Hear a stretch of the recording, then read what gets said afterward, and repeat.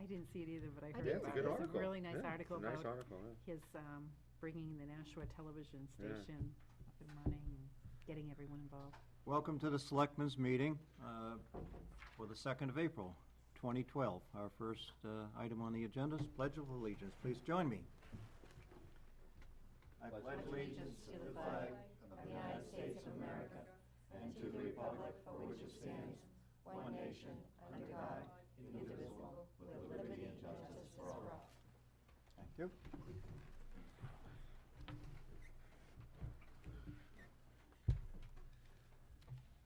Next item is the review, acceptance, or corrections of the minutes for 26 March.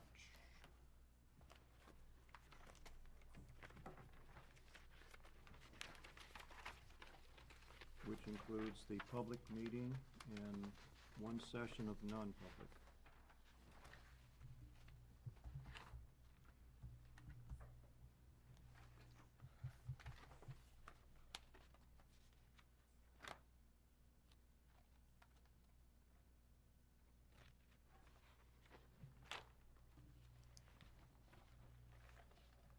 Bill is busy marking his for a correction. I hear a motion for review and correction. Motion to accept with corrections for Phil. I see it's coming. I'll second that motion. You have corrections? No, figured you did. Mark, any corrections? No, sir. Collis? No, sir. No, Collis? I have a few corrections. Yes. Page 5. The name of the contractor is not spelled correctly. I don't know if you want it spelled correctly. I'm sorry, where is that? On page 5? Fourth paragraph, Look further. third line from the bottom, the middle of this, almost the middle of the sentence, the name is not spelled correctly. Ardillo? And when you get to the, about the next sentence, actually the last full sentence in that paragraph, on the left-hand side, when it talks about the detail, it should be as instead of so.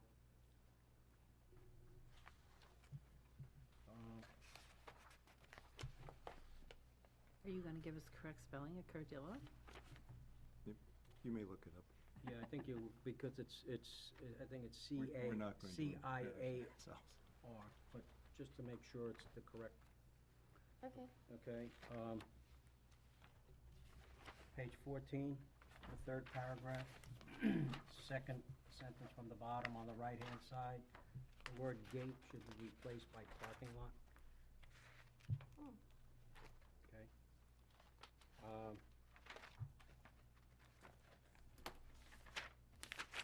I've got a few others, I don't know if anybody else has any.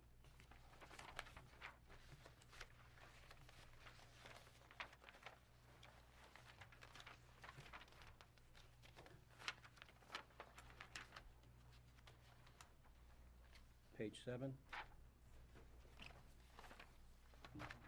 Third sentence from the, in the paragraph titled Line Striking Bid Award. When I made the comment, I said it was like an oil tank dipstick.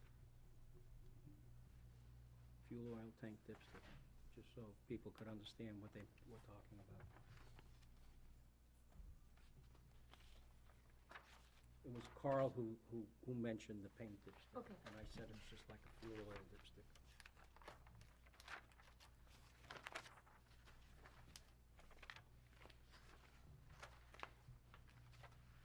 I had a Any- few others, but we can, they're okay.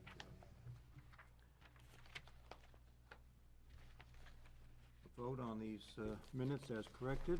In favor? Say aye, please. Aye. Aye. Aye. That was 5-0, Catherine. Yes.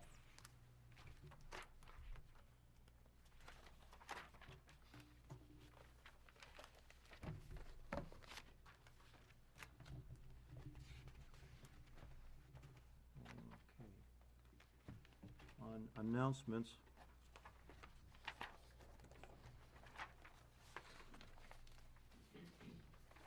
I'm gonna read the first one, and Selectman Devanza, if you would take the police department for me, and call us Public Works announcement afterwards too.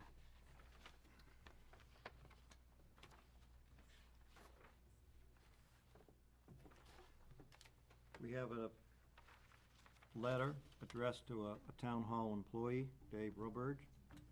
It's regarding new shelving built for this building for reorganization of file cabinets in a vault. And it's from the town assessor, Scott Bartlett. At our Records Retention Committee meeting today, I authorized Kathy Ball, Derek Horn, Gail LaValle, and Don Board to write a letter on behalf of the Records Retention Committee. Over the past few weeks, that's David Robarge, have done a considerable amount of work in the town hall vault, moving filing cabinets to a different room, reorganizing them at the request of staff, and you built new shelves in the vault. All of the work was done in an extremely timely manner with a high level of professional workmanship. Due to your efforts, the vault is now becoming well organized and an efficient space for long-term storage. On behalf of the Records Retention Committee, I extend thanks for your extremely competent efforts.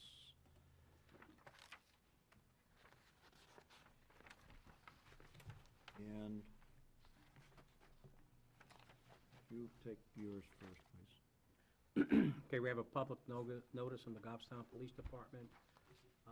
The Goffstown Police Department is scheduled for an on-site assessment as part of a program to maintain international accreditation administered by the Commission on Accreditation for Law Enforcement Agencies. The program requires agencies to meet and maintain compliance with state-of-the-art standards in 4 basic areas: policies and procedures, administration, operations, and support services. As part of the on-site assessment, agency employees and members of the community are invited to offer comments at a public information session on April 10th, 2012 at 6 p.m. The session will be conducted in the Mildred Stark Room, which is this room, in the lower level of the Town Hall, 16 Main Street. Agency employees and the public are also invited to offer comments by calling 603-497-8896 on April 11th, 2012, between the hours of 2 and 4 p.m. Telephone comments as well as appearances at the public session must address the agency's ability to comply with the Commission's standards. The local contact is Michelle Provencher at 497-4858.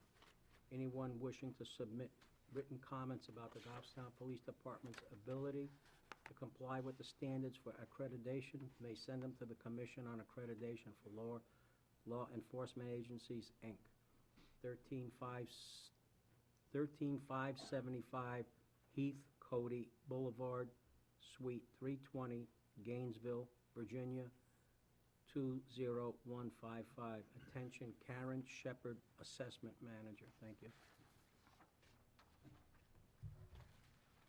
And Sue, that's a rather lengthy notice. It is published on our websites. Public hearing notice is up on our website. And I think it might even be one in the paper. And back to me, we have a letter from the owners of GNR Industries,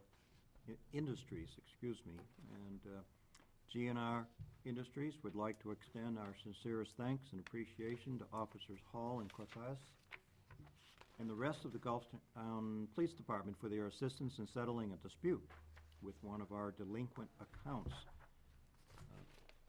Their timeliness and professionalism were greatly appreciated in this matter. It has also reaffirmed our sense of community and has shown us that the Goffstown Police share a sense of community and loyalty. We are very happy to have exceptional officers and an exceptional department that we can count on. We look forward to enjoying our friendship with the police department. Sincerely, Robert Gonsalves and John Royce. Selectman Adams. I have a news release. It's a traffic alert, Mass Road Drainage Project in Goffstown, dated March 27th. 2012. It's effective immediately. Goffstown. The Goffstown Department of Public Works announces drainage work along the Mast Road from Henriette Street to Laurier Street. Work in this area is expected to start on March 28th, 2012, and end by April 18th, 2012. Mast Road will be open to all traffic, but minor delays may be encountered. The work zone in the work zone from approximately 7 a.m. to 5 p.m. 2 lanes of traffic flow will be accommodated during most of the construction. Separate traffic alerts will be issued when the DPW moves to the next schedule of the work zone. This notice, project updates, a schedule of the overall project plans are posted on the town's website at www.goffstown.com. Please contact Megan Theriault, town engineer, at 603-497-3617, extension 28, with any questions. Thank you for your patience. Thank you. And any further announcements from the members of the board? Yes, Chief, please come up.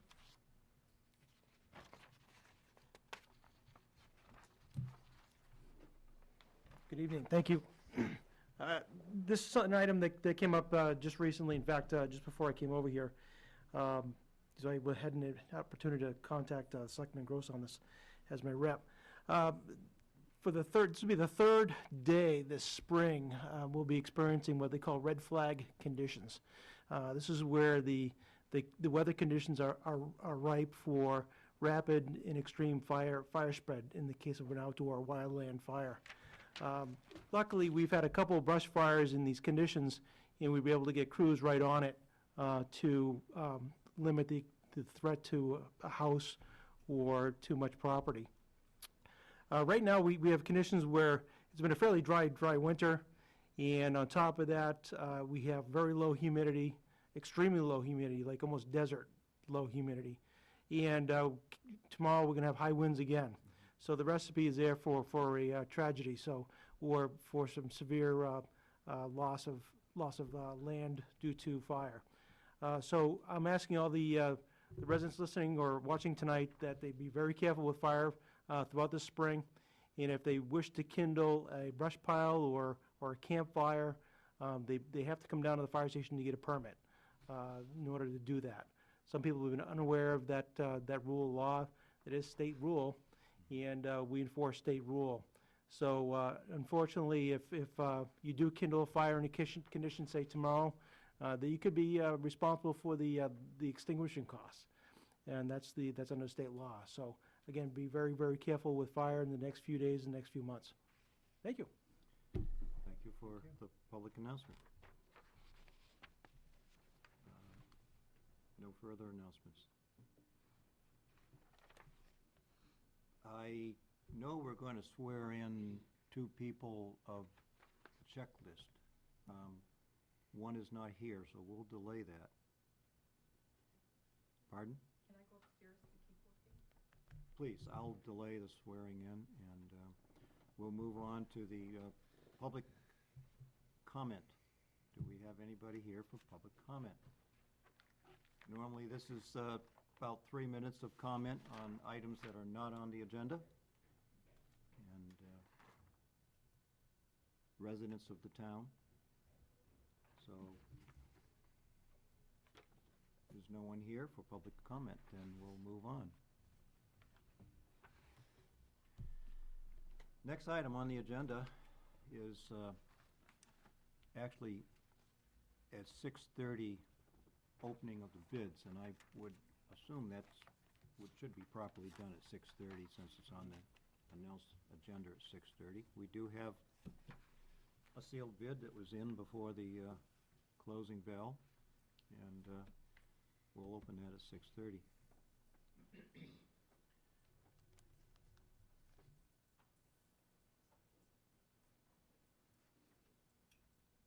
The following item, Mark and Michelle Blanchard. Is there anyone else who might join you this evening? Because I can certainly move this up earlier if you are all here. So please come in, and if you want to sit by a microphone. We are being recorded on GTV, if you didn't know that. Okay, thank you. Now, I'll introduce the subject. You're requesting a building permit to install a heating system in a house which is on a Class 6 road. The address is 61 McFarland Road. And Sue, do you have any leading information on this that we need to be aware of?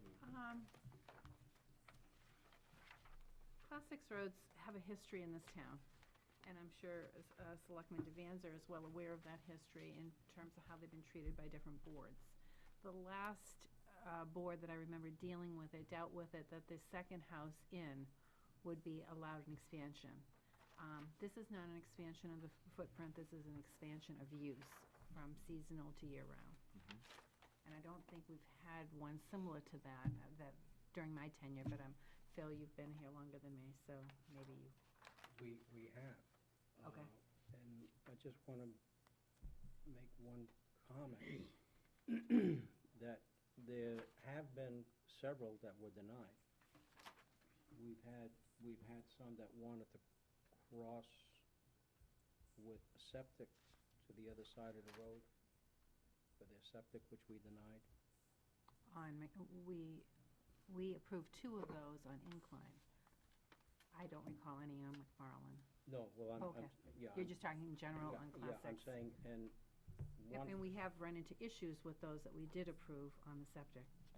Right, and just want to make the board aware that this is considered an old camp that's only been used seasonally. The issue that you run into with these, a lot of these have been built before you needed building permits, before you needed any type of inspections. For zoning. Yeah, before zoning. They were camps, and one of the things is that the concern is, if this is approved, you might be approving full-time or year-round occupancy of a property that's normally been a summer camp.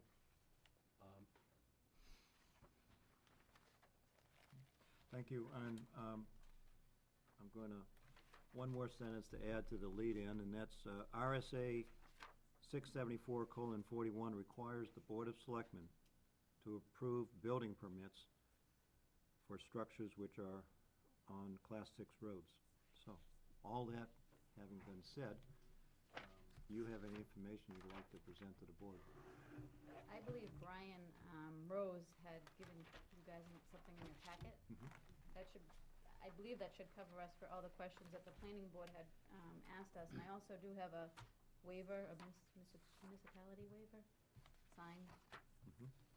Present to you if you need Yes, that. we were expecting a signed copy of a waiver, and then we would countersign that Correct. if the vote so goes in that direction. Any comments or questions from the board? I have a question. Yes, Selectman Devanza. I'm looking at a site assessment sketch by Joseph Weichert.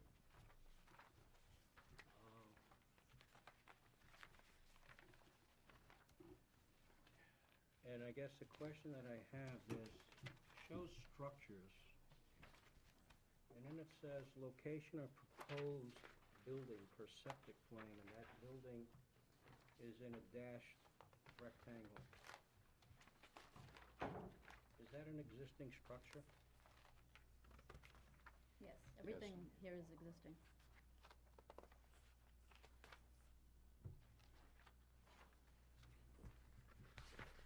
Do you know when this assessment sketch was created?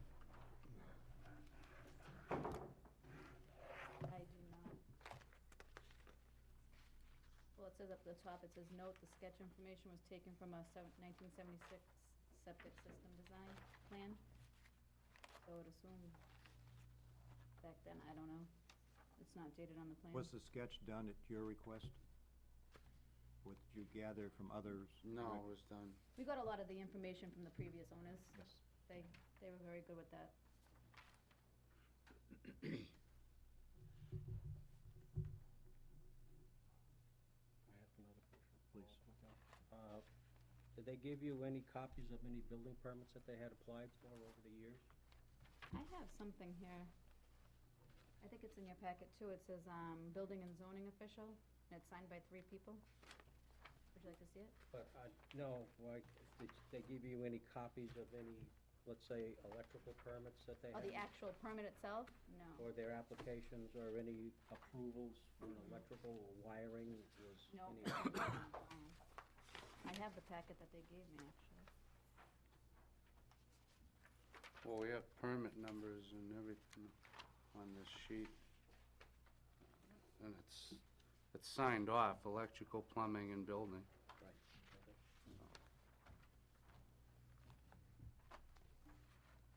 So this, Sue, this is a situation where they have all the necessary utility permits, but because it's a Class 6 road, then the final authority is the board. Correct, And if it weren't for the Class 6 road, this wouldn't be before us then. right, But it is a lot of record. yes. Is it? Okay.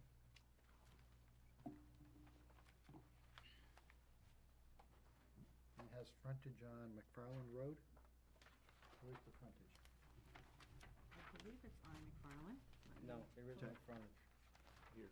There's an easement to cross. This is Yep. water The precinct frontage is land. with the water That's right. precinct. Yeah. There's a 10-foot strip separating them from Okay. the end of the road. Okay. And I believe you have right of access across the narrow strip of water precinct land at the end of McFarland before you enter your property. Yes. And do we have a copy of that document? Yes, you have a letter Yep. in your packet. Yes, there's a letter in here. I just want to bring out the details for the record. No, that's here. fine. I also want to point out that McFarland Road, I don't know if any of you have been on it. It's one of our better maintained Class 6 roads. The residents do a nice job with it. Assuming- There is a letter in there from the, they have a private association that they do pay, you know, and we do spring cleaning, you know, everybody does a cleanup, fall cleanup, plow, sand. It's wide enough for emergency vehicles to get down, because there have been some down there, actually, in the past. And that agreement is in writing? It's in writing? Yes, yes. Okay.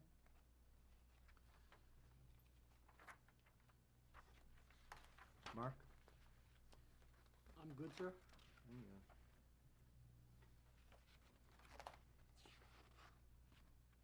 If a member of the board would like to make a motion to approve a waiver of municipal liability due to a building permit on a Class 6 road, specifically 61 McFarland Road. Well, I have a question, just to ask a question. On this life safety permit application dated 2/22/12, where it says description of work, it says install pellet stove for year-round occupancy. Are we approving year-round occupancy on this structure? There is, to this point, no year-round occupancy. And I think it's 2 separate issues. I think the issue is, one issue for the building permit is for the pellet stove, but I think the year-round occupancy is a different issue. Isn't that why you're here? Yes. Yes. I'll make a motion to deny the application.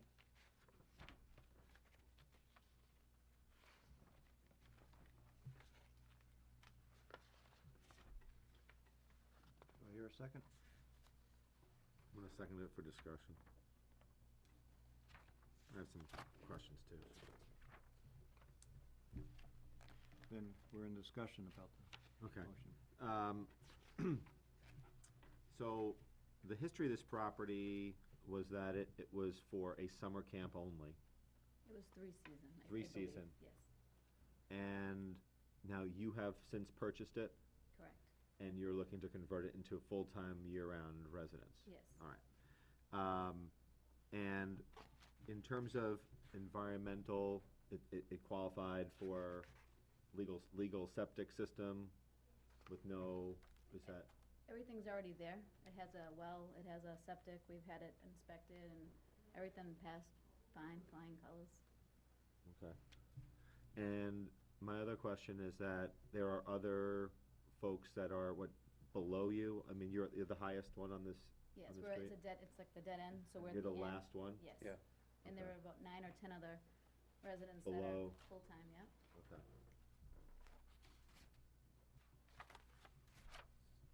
That's all the questions I have. Some of the concerns that I have is you take a structure that's like this,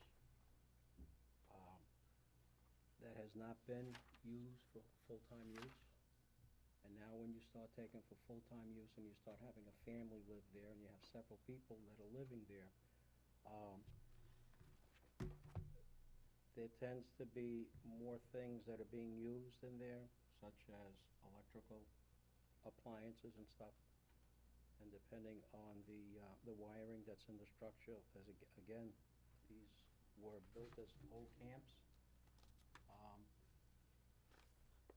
Circuits can be overloaded very easily. You could cause a structure fire, and this is the last one down at the end. I mean, it's been stated this is one of the better maintained ones, but the maintenance of the road depends upon the people who are living there at the moment. And we've had issues with other ones where everything is fine, a couple of people move out, the new people that move in don't pay the bill. The road never winds up getting maintained. We've had several of them where we can't go down anymore. They've been issued notices that we can't go down that road because of the condition of the road. And that's a concern that I have. But you're willing to assume all of the liability Yes, and that's hold the the town harmless? the waiver, yes. And they have achieved the proper permits for the construction they intend. Well, I think it's only And- one and permit for the heating. stove. For the heating. The, And just one thing I'd like to point out, you're gonna have a full-time residence in a structure that only has a pellet stove for heat.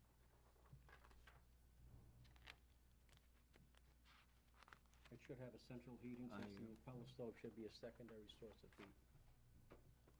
well, that could be a point, though I do know of residents in town that do have their only source of heat is a pellet stove. I'll make a motion to approve.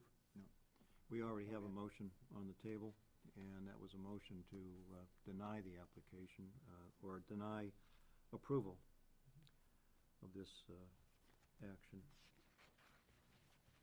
So, no further discussion, Ms. All those in favor of the motion to deny, signify by saying aye. Aye. Opposed? Nay. Nay. Then I'd like to entertain a motion for approval. Motion to approve? I'll second that motion, sir. Okay. Do we need any further discussion? Yeah, if I could, I'm gonna vote in favor of the motion. I have some of the concerns that Selectman Devanza expressed, but the reason why I'm voting in favor of it is, environmentally, I think that they have, satisfied, DES in terms of septic tanks and, groundwater, et cetera. We've already allowed this on every other parcel of land. They're the last one there. And most importantly, they're signing the waiver of municipal liability, and assuming the risk. So, I share the concerns, though, that there are some areas that we've developed or we've allowed, folks to live year-round, and it just doesn't make sense. And I have a little bit of those reservations, but I just don't think that, when you look at in totality, that we could justifiably deny it. Can I ask one question? What's the size of the lot? It's an 1 acre. 1.03 acres. Yeah. So if it was it seemed like it's a pretty sizable Mhm. piece of property as well. And what's the zoning? Conservation. What is the legal lot size? 1.03, No, what is the legal lot size Oh, for of conservation? 5 acres. Thank you, that's my point. Would you expand on that? The zoning that it's in requires 5 acres. This lot has 1.3, it's been a summer camp ever since it's been constructed. And now all of a sudden, it's at the end of a road that's a Class 6 road that we provide no services for.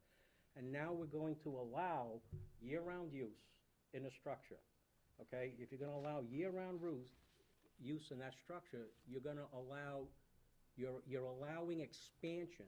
When you're allowing expansion, you're allowing more people into that on a lot that is 1/5 the size of the legal lot size in that zone. There's obviously a reason why the lots are zoned 5 acres. This is a undersized lot that you're gonna allow full-time use, and it's a bad it's bad planning, it's a bad precedent. It's not a safe issue. It's not safe for the community, because what's gonna happen, God forbid, if something happens down there, and we can't get emergency services down there, you know who gets blamed? The Board of Selectmen. The other lots on that street are similar or smaller in size, it appears. There's a half acre next door and. Good. So what you're telling every single person in town that has an undersized lot that's like this, just come in, sign that form, and they can do whatever they want on that. You're gonna do this, they're gonna come in, they can expand I said my piece.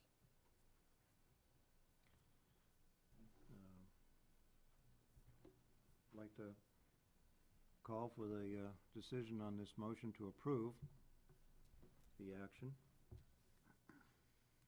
Voting in favor, signify by saying aye. Aye. Aye. Against the Nay. motion? Nay. 410.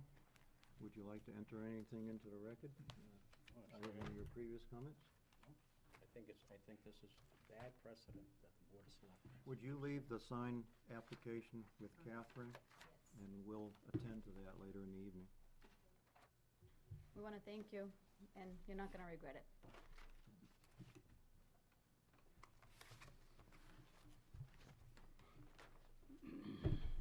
Thank you. Well, we still have time, let's see, the opening of the bids, 6:30. Swear these guys in. Pardon?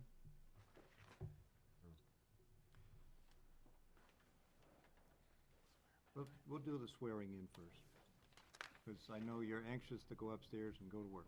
Can't wait. So, let me join you up there. Doing it here or upstairs? No, right here. Right here, okay. This is for your elected position, supervisor of the checklist. And these both read the same. So we'll do the incumbent first. How's that? Okay. Raise your hand, please. I, Christine Tina Daniels of 103 Center Street, I, Christine Tina Daniels of 103 Center Street, do solemnly swear that I will, do solemnly swear I will bear faith and true allegiance to the United States of America I will bear faith and true allegiance to the United States of America and to the state of New Hampshire, and to the state of New Hampshire, and will support the Constitution thereof, and will support the Constitution thereof, so help me God. so help me God. I, your name, I, Christine Tina Daniels, do solemnly sincerely swear do solemnly and sincerely swear and affirm and affirm I will faithfully and impartially discharge I will faithfully and impartially discharge and perform all duties incumbent upon me and perform all duties incumbent upon me as supervisor of the checklist, as supervisor of the checklist, according to the best of my abilities, according to the best of my abilities, agreeable to the rules and regulations of the Constitution agreeable to the rules and regulations of the Constitution and laws of the state of New Hampshire, and laws of the state of New Hampshire. so help me God. So help me God.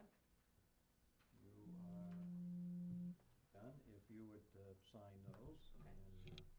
and they'll be authenticated. Congratulations.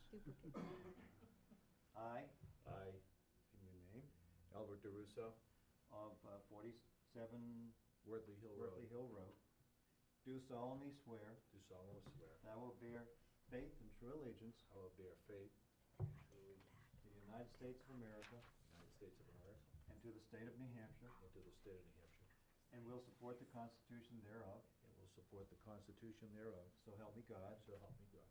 I, in your name, I, Albert DeRusso, do solemnly and sincerely swear do solemnly and sincerely swear and affirm and affirm that I will faithfully and impartially discharge I will faithfully and impartially discharge and perform all duties and perform all duties incumbent upon me incumbent upon me as supervisor of the checklist, as supervisor of the checklist, according to the best of my abilities, according to the best of my abilities, agreeable to the rules and regulations agreeable to rules and regulations of the Constitution and laws of the Constitution and laws of the state of New Hampshire, of the state of New Hampshire, so help me God. so help me God. Congratulations. Thank you. There's cake next door. Cake? Next door. Okay. Yeah. Please sign those and Thank you. provide them back here. That's a joke. Wow. But you know what's good about yours? You get 6 candles, because that's a 6-year term. Ooh. No, mine's 4. Oh, yours is 4? Hers is 6. So that's 10 candles. It's almost like a prison term, 6 years.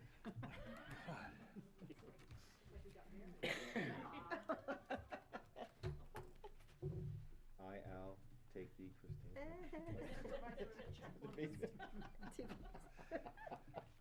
Sorry, dear, competition.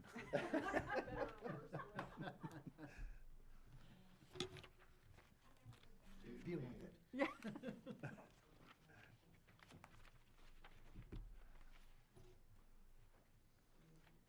Nope, somebody else does that part, you just sign your name twice, duplicate original. I gotta do it twice? Yes. I don't know if I- Dave Robarge, just before you walked in, we did read a letter thanking you for the construction of shelving. Oh, you're welcome. I'm not sure if you were, if the camera would pan around and so the audience would see who we're thanking, but, That's it? Thank you. You have to keep the back copy of, and the staff here in the Policy. building, specifically the Records Retention Committee, do thank you for the fine work you did in the vault. Thank you, Dave. Thank you very much. There's cake next door. We have that cake for Dave next week. So we're backed up on 2 cakes now, right? And next on the agenda, a number of items from Police Chief Sullivan. Sealed bids, Pardon? Sealed bids. sealed bids, number 4. And I bypassed too quickly. 6:30, opening of the sealed bids and a possible award for manufactured housing. These were 2 properties, 82 Rachel Circle, 40 Country Way. We have 1 bid. Well, 1 envelope, could be 2 bids in here, right? I like your optimism. Mm-hmm.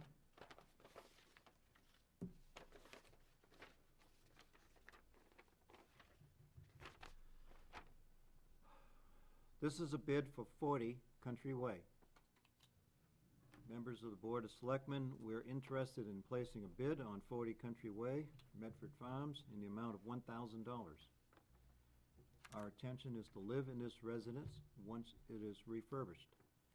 Enclosed is a check representing the 10% which is required, a check for $100. Thank you for your consideration. And it's David and Denise Robert,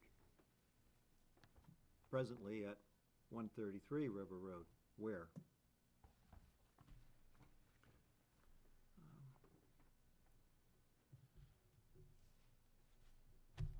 I didn't bring all the other details with me, but these were tax deeded properties. Yes, they were. They were properly advertised for sealed bids, We had a showing. and we had scheduled showing, and 5 people showed up. So you need a motion to accept the bid?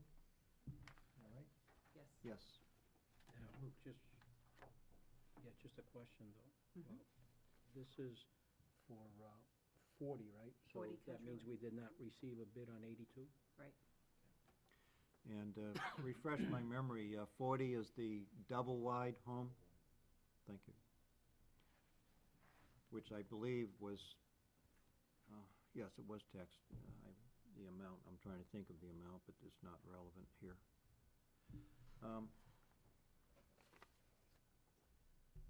Then I have a motion to accept this bid, Yeah, I'll second it. and it's been seconded. Any discussion? I have a question. Please. Do you guys meet the recommendations and the needs of moving into that? Age-wise, we do. I have had discussions with the Medfield Corp. We wanted to wait and see what happened, and then we're gonna go through that process of, Okay. trying to get in there. Okay. But it needs a lot of work.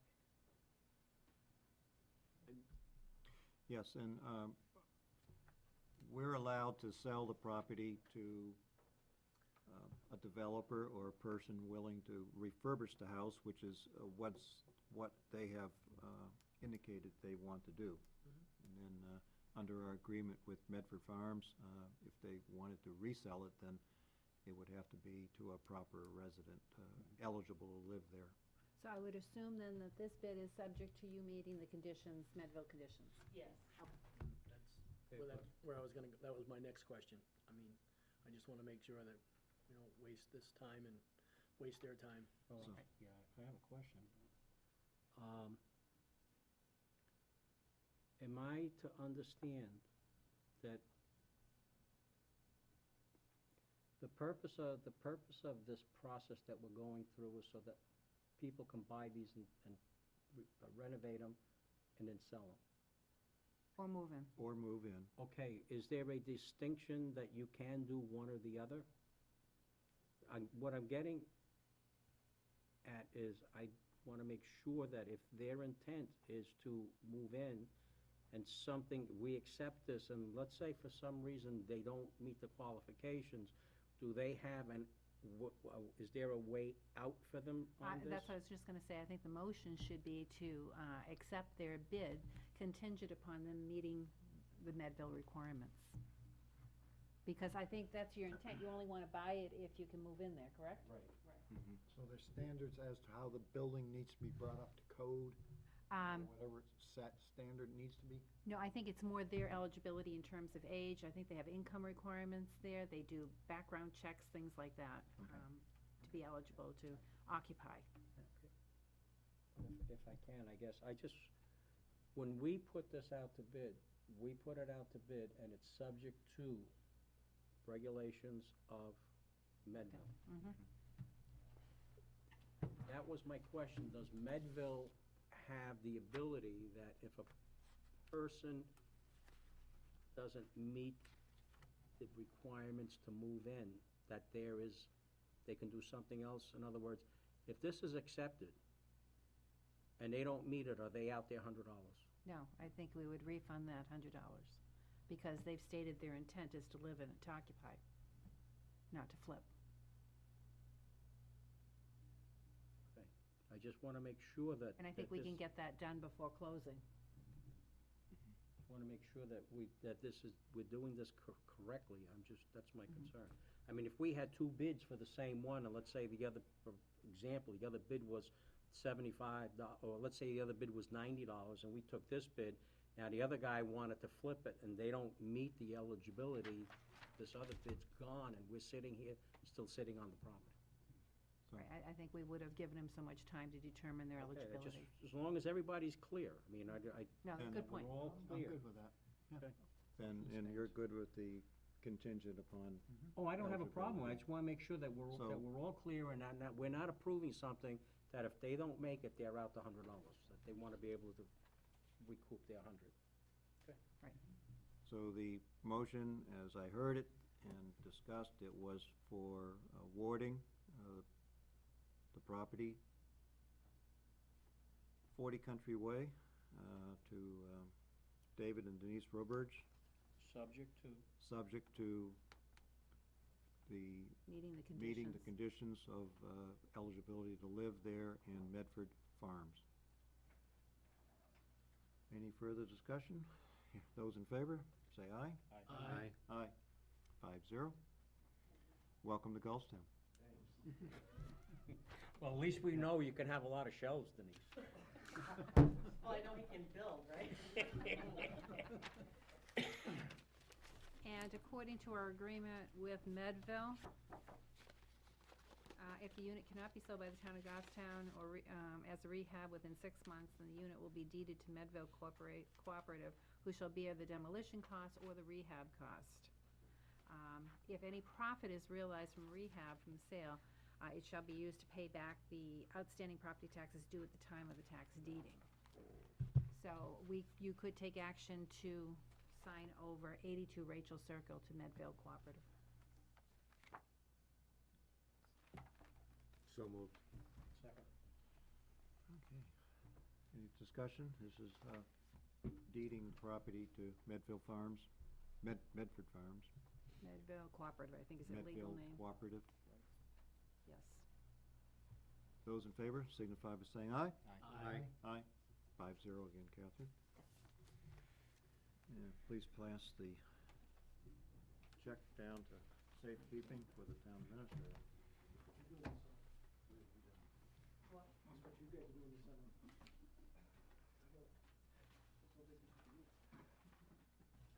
So, we've taken care of 6:30 on bids. Chief Sullivan, you have a number of items. Could you introduce them? And Yes, I do.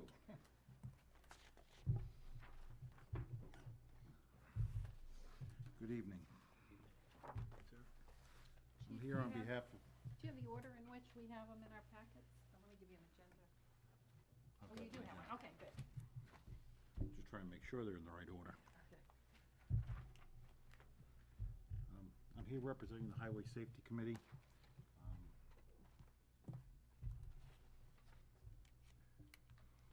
We met on the 15th of March, part of our quarterly meetings now. The first item we addressed was a delayed green left turn for cars on 114 to turn onto Henry Bridge. At this point, I guess we're asking the board permission to go forward and contact DOT, et cetera. The DOT light, they control it. And we basically would like to go forward and see if they'll allow us or consider installing these. And the minutes from your committee requesting the DOT conduct a study to determine if a left turn arrow would be appropriate. Correct, it's a left turn arrow. I'd like to make a motion to approve the Highway Safety Committee's recommendation to request DOT to consider a study of that intersection with a delayed green light onto Henry Bridge and Mast. Would you consider that instead of a delayed green be a left turn arrow? Or Yes, left it's turn a arrow, left turn yeah, arrow. left turn arrow, yeah. Well, it Or might be, both it might- options. might be, That's why they're studying it. well, it might be appropriate because they have to go by the warrants that are there. They're gonna have to do traffic counts, and they go by the warrants for the left turn lane, so I think requesting, leaving them to make the determination of what's They would necessary. have to because it's a state road. Yeah.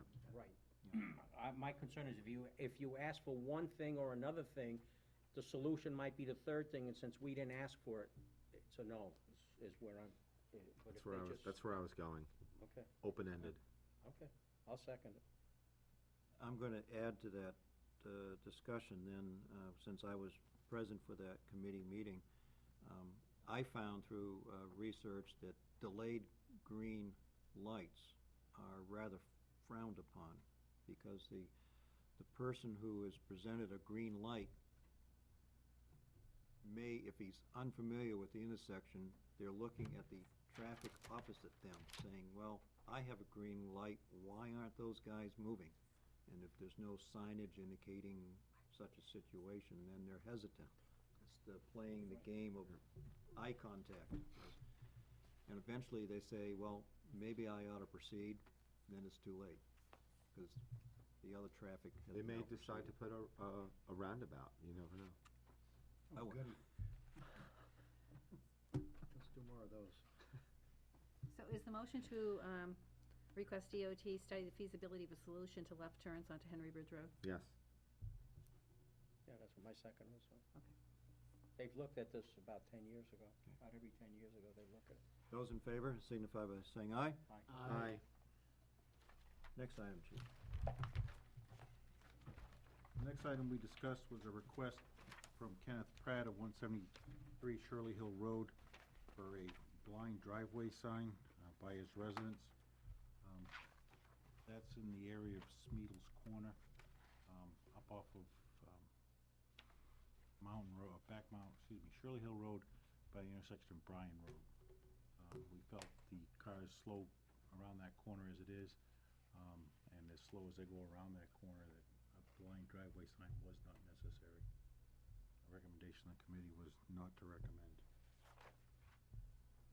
I'll make a motion that we affirm the decision of the Highway Safety Committee and not recommend the placement of a blind driveway sign at 173 Shirley Hill Road. Second.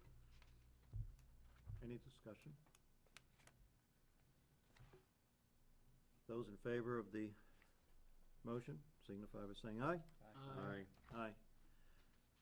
But Chief, before you move off of that one, as you approach that property, this was, Shirley,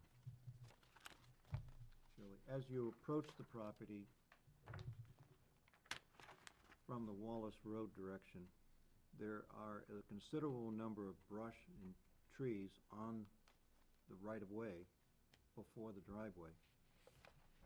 Correct. Could you bring that to Public Works' attention, that is part of the problem of having clear line of sight to the driveway, is the growth on the shoulders?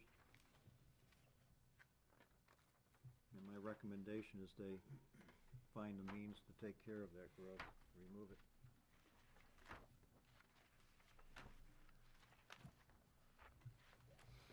I'll bring it to their attention. Thank you.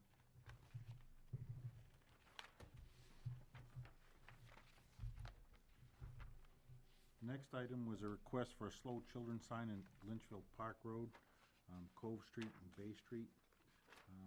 During our meeting, we discussed the request. There were actually two of them, one for Lynchville Park Road, and the other was for both Cove Street and Bay Street.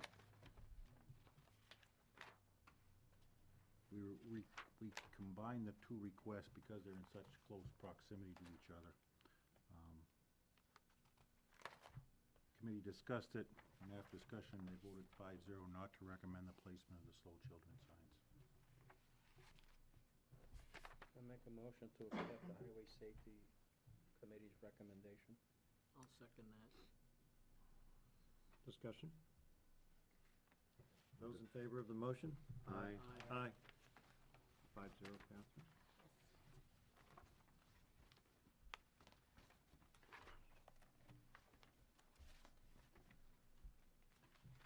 And back to our favorite subject. It is done.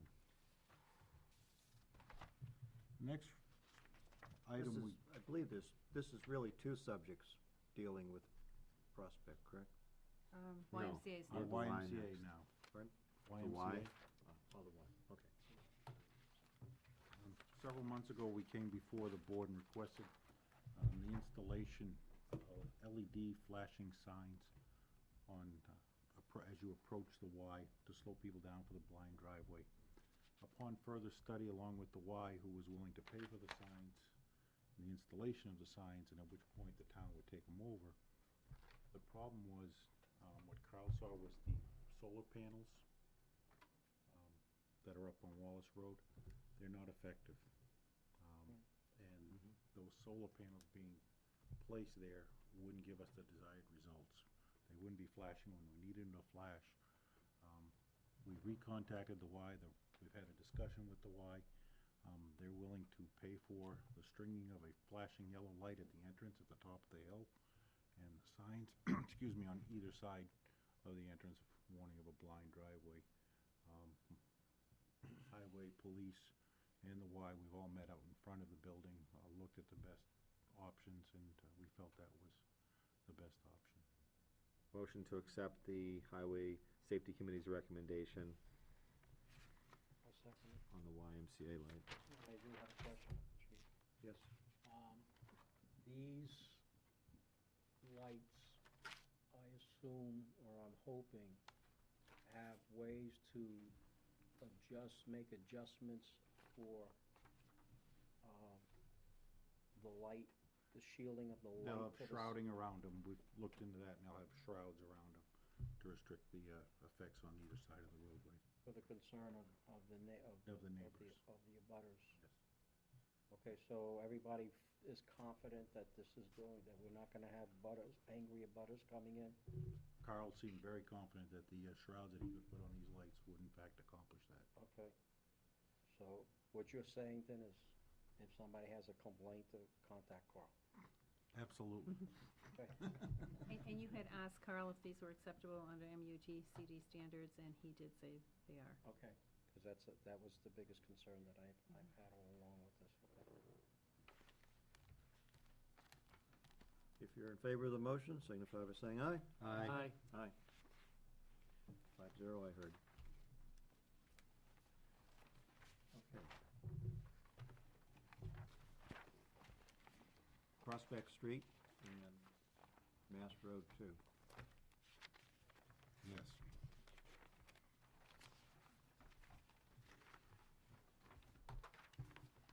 We'd come once before the board and had brought forward a ordinance to change the size of the road for parking on Prospect Street.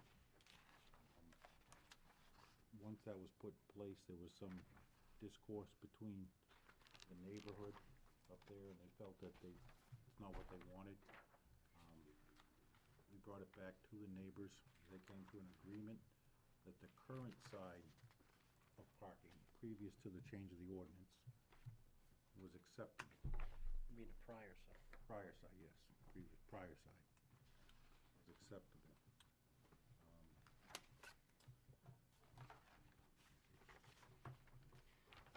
Mark, would you hand that down to the chief? So I'd like to hand out a visual aid for the board members who may be new. And does that situation correctly represent the present situation and the proposed situation?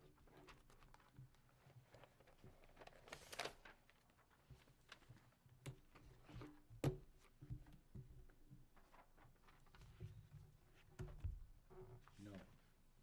That doesn't, okay. I'm sorry. Okay. On the first one, in the present situation, if you look, and it goes right up to about halfway through the lot 6 on the right, is the no parking area. With that change in the ordinance that we had had? Yes, I show a dock line from the middle of Lot 5 to the corner, Yes. 185 feet. Yes, okay. And then the total on the east side, no parking. Yes. And then the situation you're proposing, which would be other meetings, but moving the parking, no parking would be on the west side. Correct. And I'll go ahead and distribute these. Just so the board members may be familiar with that street and what has been done in the past. A previous ordinance in '89 indicated no parking on the east side.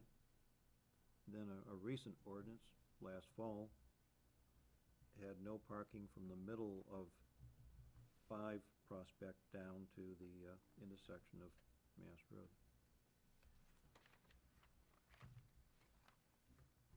So, thank you, Chief. Continue with your rationale for what has to be done there. Also, again, this will allow for parking in cases of large funerals. Also, we've come up with a plan for almost the entire length of Lot 21 on Mass Road to park just prior to the curb.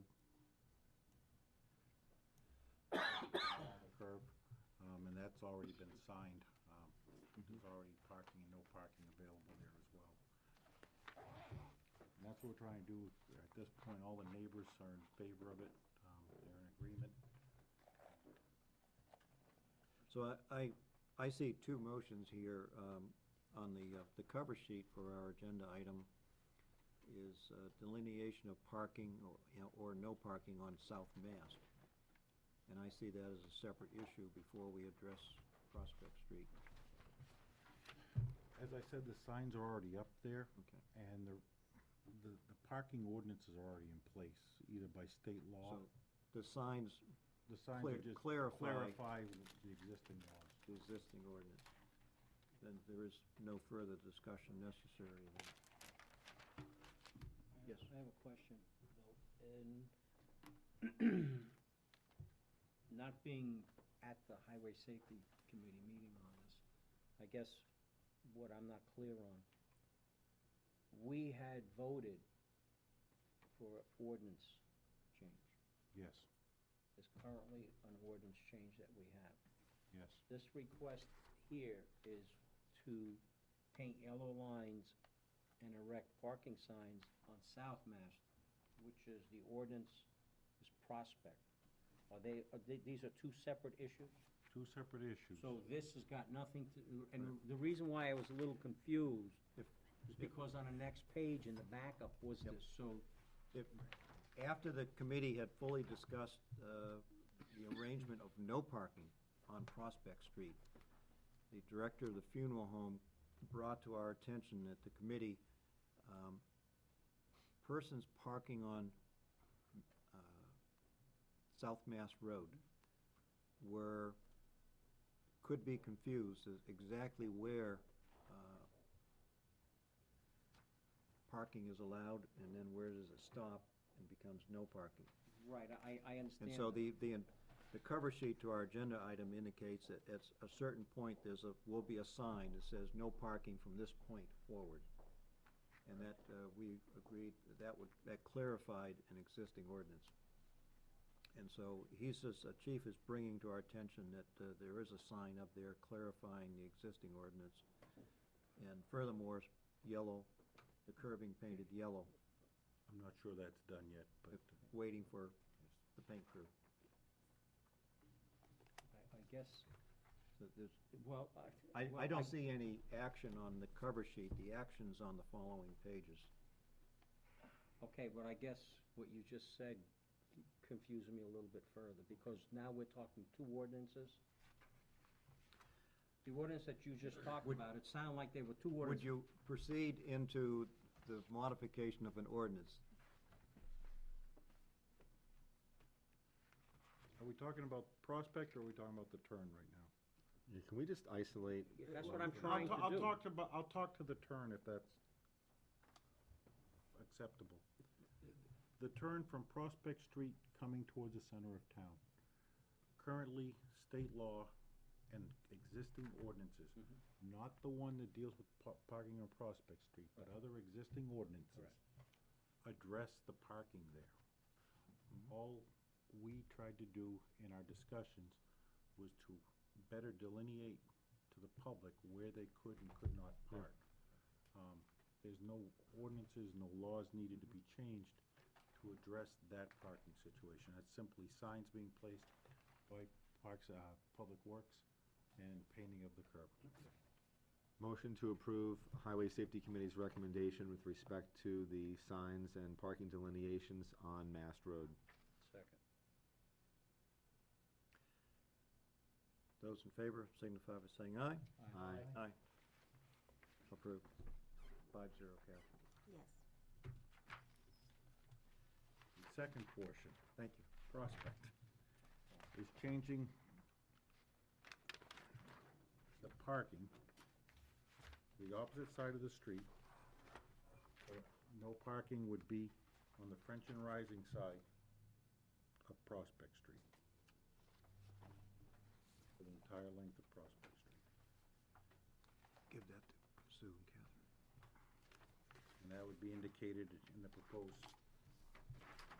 situation distributed by Selectman Pierce. And that French and Rising is in lot 21? Yes. Okay. So,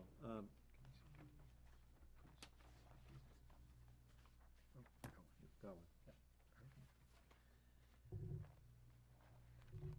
And this ordinance, the draft of the ordinance indicates no parking on the west side of Prospect Street. And also that this ordinance would supersede and rescind previous ordinances pertaining to the parking situation on Prospect Street.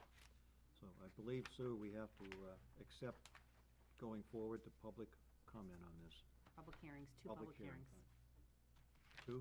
Yes, 7 to 10 days, or 7 to 14 days apart. 14 days. We changed that. Just a question. Okay, I understand the intent of this ordinance superseding other ordinances. Just, though, this one is titled or cited as parking prohibited on west side of Prospect Street. The other one that we have is cited as no parking here at the corner of South Mass Street ordinance, okay? Do we need, how do we know that this one supersedes and makes the other one null and void?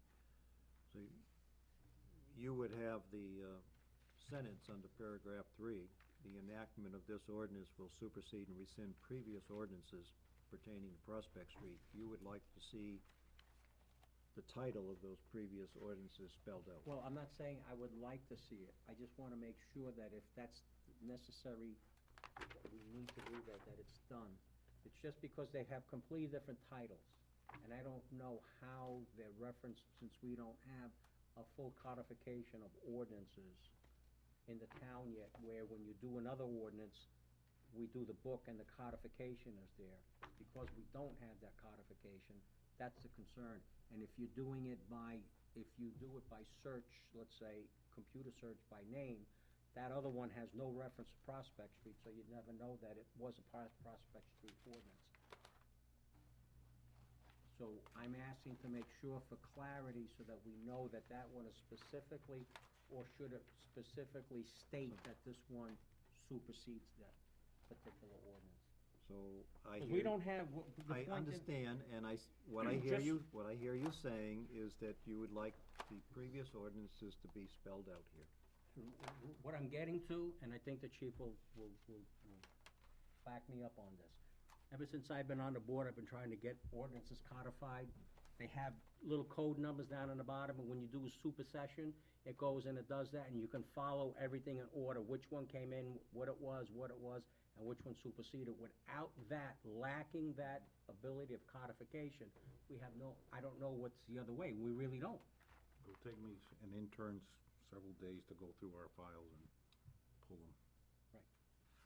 And if we don't do that, 15 years from now, a form of a following board and police chief and different neighbors are gonna look and they're gonna have a problem, somebody's gonna look up and say, there's an ordinance on the books and I want that one enforced, and how do you have a record that it was the one that was superseded? You're addressing a global issue that's not before the board right now.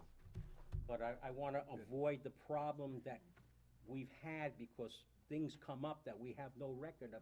All of a sudden, somebody comes up with an ordinance that was passed at some date, here's the ordinance. Can we just reference the dates of the previous ordinances? I would We've like got 5 of them here, Okay, 79, 87. that's fine. I believe that would satisfy the concern, Okay. and it's spelled out in black and white what ordinances are being superseded by this new one. And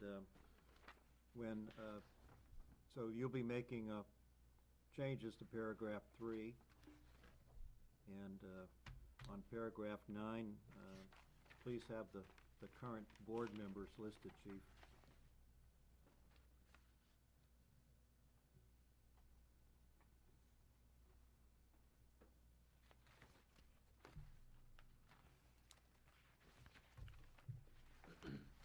So do we want a motion to go forward to public hearings? That would be nice. Do I have a motion that this draft ordinance as modified in our discussion go forward to 2 public hearings? I'll make the motion. I'll second it. Any further discussion? Those in favor? Aye. 5-0. Are there any dates that are not good for the board? Anyone going to be away? Or, I mean, this is like a 2, 4, 6-week process because When is the first public hearing? whenever you want it. Well, it normally would be, 2 weeks later, there's another public hearing, then you make your decision 2 weeks after that. yes, it's a It's a long dance process. step, 2 weeks apart and then 2 weeks apart. And if we fail to make a decision at the following 2 weeks, then we start all over again. And I need to advertise it at least 1 week prior to the first one. But these public hearings are part of our usual Monday night agendas, so I see no conflict there. Whoever is here You're here, you're here? Okay? is here. Yep.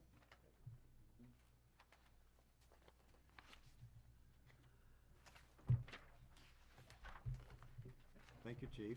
Before you go, Chief. Yes. I have a concern. I drive north on High Street every morning. Okay. In front of 2022 High Street, there's a silver Malibu that parks in the travel lane all night long. Yeah. The right-hand wheels. Could you address that personally? Huh? Could you address that personally and not in the board here? Isn't that a safety issue? Well, I just not, Okay. no motion for the board to consider Okay. that. Thank you. Thank you. Talk about it later. Thank you, Chief. Yep.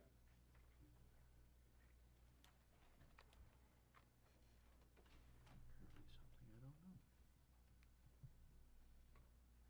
The selectmen discussion. Old business, rules of procedure. We started this once before, or maybe twice before. And I have the handout from Selectman Adams right before 7A1. It doesn't have a marker on it, so you can see the points of discussion.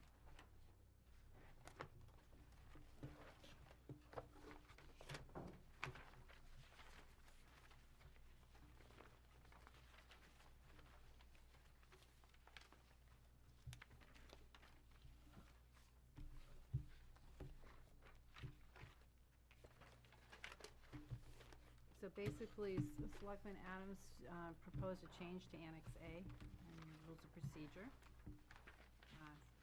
Section 133. It's actually a new section. It's a new section, okay. Would you like me to read it?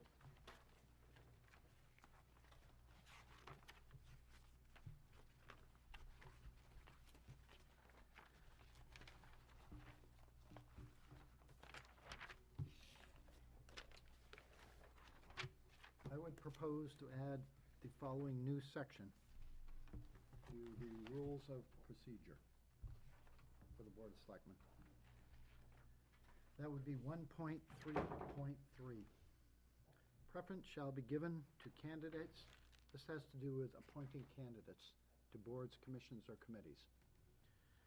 Preference shall be given to candidates who have been recommended by the respective board, committee, or commission based upon the candidate's knowledge, skills, and abilities as they relate to the work performed by the board, committee, or commission.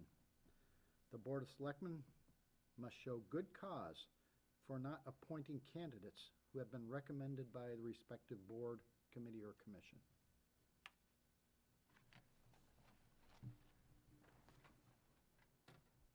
And before we go into discussion, are you intending to replace the current 133, or is this It's a new section. a new item 134?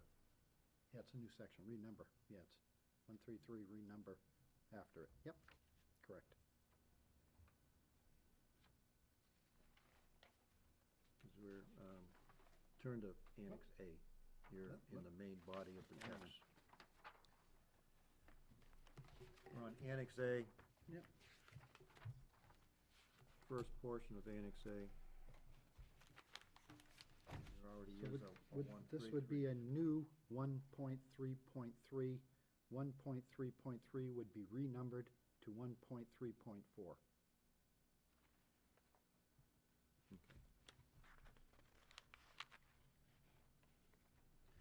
So, we have the, a text for a new 133, and the current 133 would become 134. Any discussion? Yeah, I'd like to discuss it, please. This came about, as I'm sure many of you know, from the fact that the Conservation Commission recommended candidates for the commission, and they were not appointed to the commission, and there was no cause given as to why they were not appointed. I think it's appropriate for any governance at any level, whether it be the local, state, or federal level, to give the people good cause as to why we take action. And to remain silent on any action, to me, is bad governance. And we need to present a reason why we're not taking their recommendation into account when we appoint members to councils. It's as simple as that.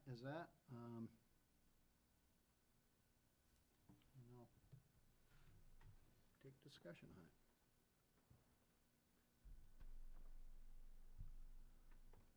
Selectman Gross, yes. With regard to the amendment, I don't have an issue with some of it. I would wordsmith it a bit, but I am hesitant to use the word shall and must, because it's those words to me are strong, and each selectman has an individual prerogative as to who they wish to appoint to a board. We act as individuals and we act as executives in that manner. So just as an executive council may nominate or approve of different candidates, say at a state level, or someone who is in an executive position, whether it be governor or president of the United States, they each have that individual prerogative as to whether or not they want to appoint or not to appoint someone. I understand what you're saying about conservation. I've talked to one of the individuals involved last year. You know, when I look back, I wish I would have done it better, personally. I won't say I wish this board would have done it better, because I represent I'll take the blame for that one. We've talked about it personally. Do I think that, should we consider or grant some preference to candidates who have been recommended? You know, may, yeah. Shall, I have a hard time with shall. Do I have to show good cause for not appointing candidates who have been recommended by their respective board?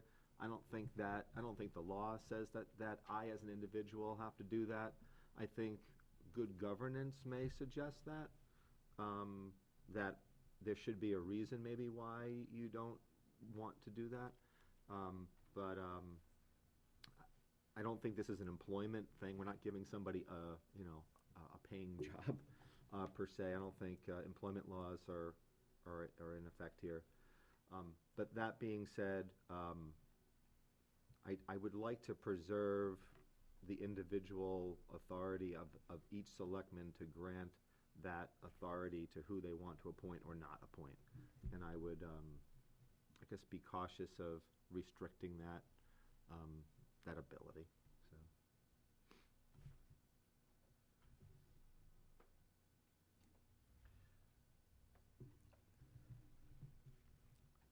Well, let me react to that. I think it's incumbent upon us to let people know why we're not appointing one person or another. Simple as that. Well, Simple as that, Scott. if I may. Why this person, but not that person, when this person was recommended by the board, commission, or council that they're seeking to serve on, by way of their knowledge, skills, and ability. Now, if you want to say they don't have the knowledge, they don't have the skills, they don't have the abilities, that's different. We can deal with that. And we can say, no, we're not going to appoint them because they don't have the knowledge, skills, or ability. But when we have all of those and we appoint somebody else who does not have those, I have a problem with that.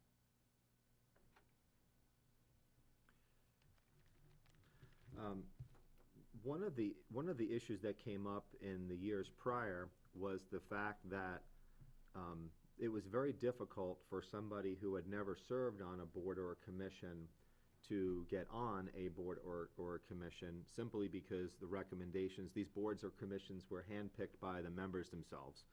And I was of the mindset that, one, I think it's an individual selectman's prerogative to appoint. Two, yes, I do listen to what an individual commission or board has to say in terms of who they may recommend or not recommend, but ultimately it is the individual selectman's prerogative. That being said, if you're looking to effectuate change, and you've had a group of individuals who've been doing it for one way for a long time, it's natural tendency that they're going to keep selecting people or replacing people who leave a committee or commission with those who have a similar mindset. I've been of the opinion that if we're going to have an ad hoc committee on a particular thing, or whether it be conservation or parks and recreation, I like to bring a diverse set of skills, different perspectives, and I've shared that with you privately. That's kind of why I did what I did. That being said, that's my opinion, and Selectman LeMay may agree or disagree, and that's his opinion. I must respect that. I only have one vote here, and if the voters don't like my judgment or they don't like what I did, then their prerogative is to not vote for me. They may not like what I did, or others may say, you know what, I like the fact that the selectman or that one selectman thought about creating balance on a committee, or was looking to go in a different direction, and therefore changes were needed despite the fact that people had the prerequisite knowledge and skills. I mean, you can make the argument that almost every single nominee for the Supreme Court has the prerequisite knowledge and skills. They were all went to top flight law schools. They were all published. They all served on, many of them have the skills, but it's the president and the Senate's prerogative as to who they're going to ultimately nominate and then confirm. So, and sometimes that gets very political, but that is their prerogative. So. I'm going to interject one point that perhaps can help in our discussion. Could these two sentences be implemented independent of each other? I see the first sentence as the weight that we give to a recommendation from the existing board, and then the second sentence is what happens during the vote. What reasons why a board member may vote or not vote. And perhaps one statement could be implemented and the other one not, rather than both as a package. would you consider those, Well, to me, that's where the weight lies, is showing cause. You know, I respect, Scott, what you're saying, but I don't agree with it. I think that people of the same mindset serving on a commission or committee is a good thing. That's what we're looking for. We're looking for people who can think the same way, bring the knowledge to the table in one mindset, whether it's Conservation Commission, Planning Board, Economic Development. I mean, you can go down the list. You know, I want people in there who are of the same mindset to do the job that needs to be done. You know, when we get diverse opinions, and I know, Scott, we've talked about this. When you get diverse opinions, is that a good thing or a bad thing? I think that's a bad thing. Because I think you undo all of the good work that that commission or committee or board has done up to that point.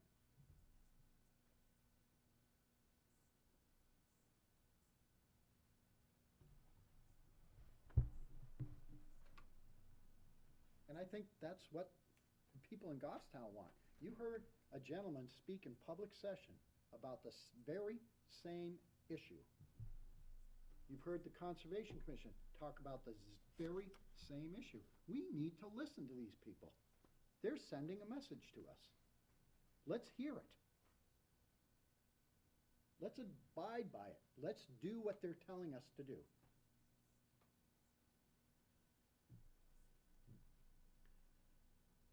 Selectman Devanza? What I understand is you're suggesting to add this into this? It would become paragraph 133. Correct.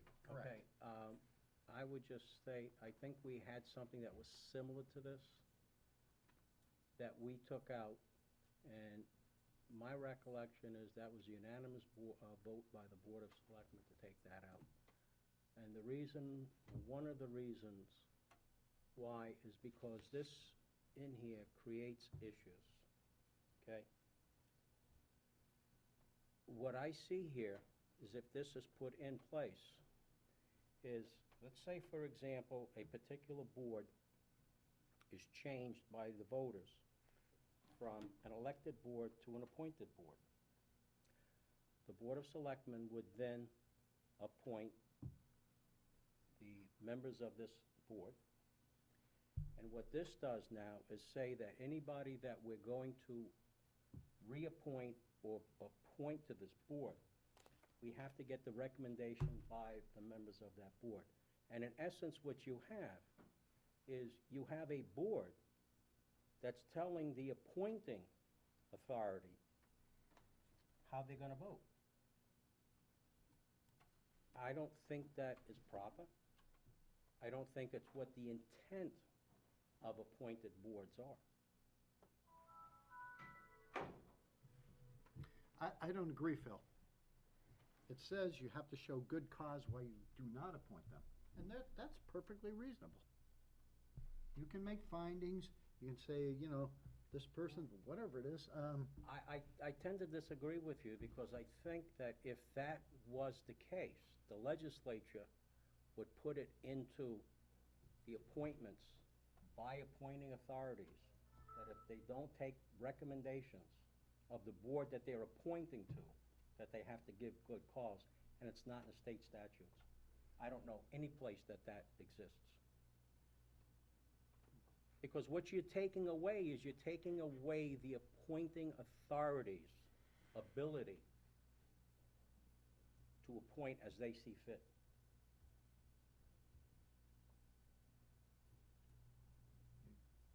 My addition to the discussion is, I believe the previous version of this paragraph required us, I'm going to say required us to seek the recommendations of the previous boards, commissions. And that was Selectman Gross indicated there's some concerns in doing that, but in a technical sense, it also could possibly delay the process, because now we're waiting on their formal recommendations. So that's why I had suggested that your changes could be two separate paragraphs. One, should we ask for boards to provide recommendations or not ask them at all? I see the way the policy reads right now is that there's nothing preventing a board from putting forth their recommendation. We just don't make it required. But there's nothing preventing it. Later this evening, we're going to have a number of recommendations. It just so happens there are no reports from the sitting boards as to how we should vote. It was their prerogative if they wanted to do that. They know that on the second session or third session after the election, this is a topic of agenda. My understanding was by removing it from the procedures, you did not want a recommendation from But it committees and wasn't boards. preventing them. It doesn't say in here, we will not receive.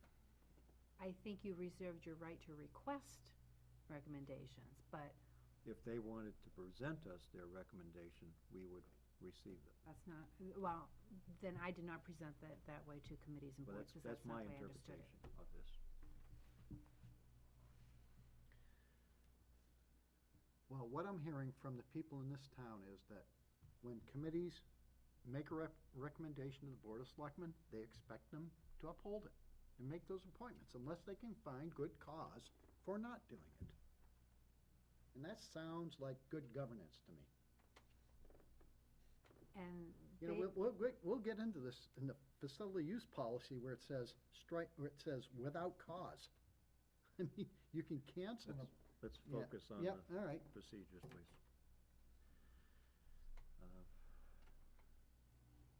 Any further comment from the board? Sue? No, I just wanted it clear that I did not seek recommendations based on this change last year. I Right. want the board to realize that. Yeah, and I think that's correct. But I think what David's, if I can, I think what David's point is, there's nothing to stopping a board from, if they wanted to make a Endorsement. there's nothing from stopping a board's chairman from calling up all 5 of us with a recommend. Right, but they didn't see, because the way it used to be prior to last year is we'd send all the volunteer apps to the committee, so they knew who was Exactly. applying, Right. and they'd make a recommendation. They didn't get those applications this year, so they don't even know who has applied for these positions, so they wouldn't be commenting.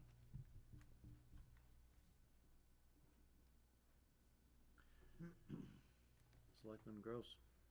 I think it's healthy dialogue, and again, I think we can sometimes agree to disagree, but yet have to respect each other's opinions.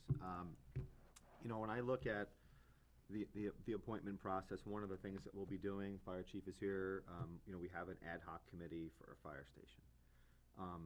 In good conscience, I would not appoint all people who are related to the fire services to be on that committee. Now, I could argue that they all would work together really well, probably, because they're all of the same mindset, but that would not help what I think the cause is. And the cause is to try to communicate with the public why we need to rehab and renovate our aging fire department facilities. And in doing so, a lot of times you want diverse opinions, folks that may come from different walks of life, because they're the ones who are going to have to communicate to the people with different walks of life. And in that respect, I've always been an advocate of, and again, this is kind of where we disagree, is I do like having some of that dissenting opinion in the room. I think it steers consensus. It helps gain some consensus, and it vets out a lot of issues that ordinarily wouldn't get, you know, vetted. And when one of the healthy things that I've seen, even tonight, I mean, Phil and I agree on one thing, we disagree on another. A lot of votes of this board will be 3-2.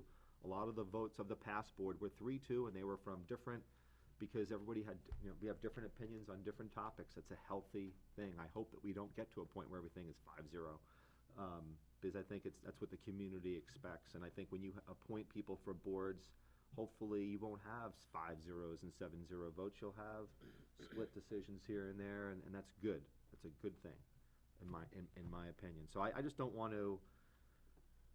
I would prefer not to place a burden on any individual selectman or this board to have a prescribed set of rules when the law, the statutes in the state do not even speak to that. Thank you. Selectman Adams, your intent then is to make a motion that the words as you have typed them is a motion for our Correct. consideration? Yes. Do I have a second?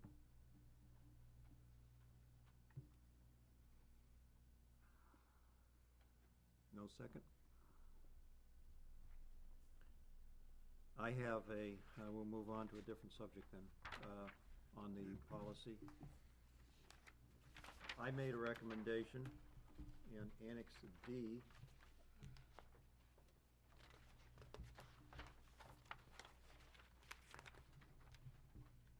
Which is page 12, I guess. 12. Under paragraph, Which tab number is that?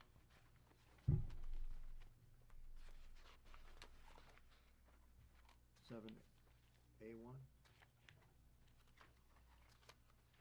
Okay, I'm sorry. Yep, I'm Yeah, sorry, I that, apologize. Yeah. this doesn't reflect that change, because I heard that you wanted to hold off on all changes till after the right to know law session. Is that what happened at your last meeting? That's That's what I thought. I forgot about that Okay. discussion. I do have it in red on a version on my computer, but I did not print it out. Then we'll delay that discussion till Okay. later on. Save my notes.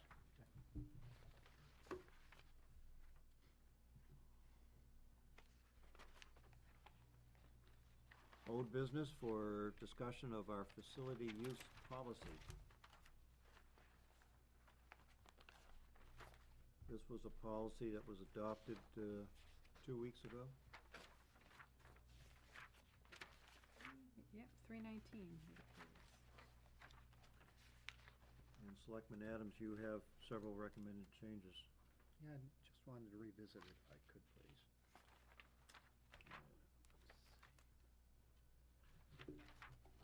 Collis, can I, while you're doing that? Sure. There was one thing that, prior to you getting to section 2, do you think that we should change where it says, wherever it says facility, should we put "and grounds"? Because I say that because we have all these fields, and I think it might just provide a little bit of clarity, so that whenever I think that's a good point, because I was gonna say something, thinking along the same line, because someplace may not be. a facility, It's- it's just a stretcher. We were thinking of it encompassing Right. But when you look at the Parks and Rec piece and the fields, Exactly. it makes sense. Okay. Thank you, Scott. Yeah, I'm just gonna go down through the list here. Section 2. Where it says, I'm sorry, where is it here? It was the one without cause you had. Town reserves the right. I looked at that too. Do anything without cause. Again, I have a problem with government doing something without cause. I mean, I think we owe the people a reason why we're taking an action. To just do it without cause makes no sense to me. I don't even think that sentence is needed. Because if you look at the one above it, ultimate authority for granting, extending, or canceling any permitted use of town facilities and grounds is retained by the Goffstown Board of Selectmen, who may delegate the daily use and operations to the respective department heads. I mean, I don't think you need the next sentence. Yeah, I'd be comfortable with that. Because then you at least have a group of people who are making a decision. Yeah. Yeah. I just don't think you need it. It's redundant. Yep. Well, can I just ask a question? So, do we have to, well, you might want to think about that one. And perhaps just incorporate something, add something into that first sentence? Well, the only one you would even think about adding would be, refusing, the word refusing. Ultimate authority for granting, refusing, or extending. I mean, it's the same, I mean, I think the granting and extending is a positive form of, rather than putting refusing. So I don't, I think it's Yeah, semantics. no, I agree. That's why I just thought that we might want to add one or two words to the other sentence and then strike that.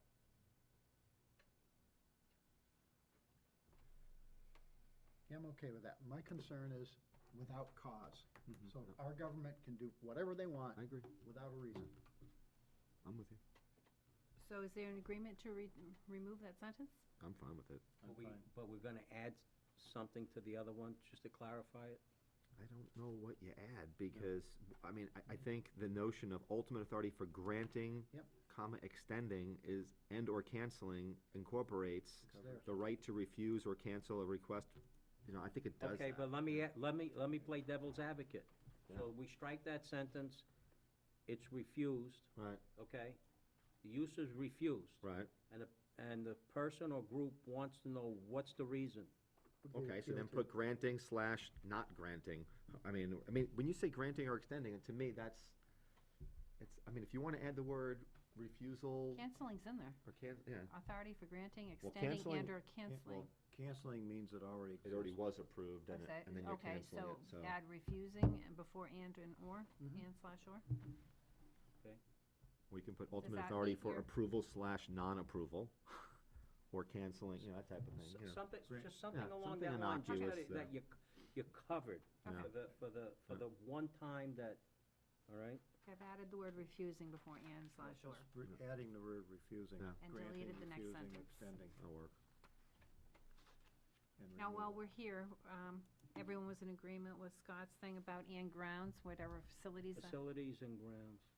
I am, Okay, Got it? Mark is. I'll do a Board search is. for others, but later. Are we gonna add that into the title, facility and grounds use policy? Yeah. Yep.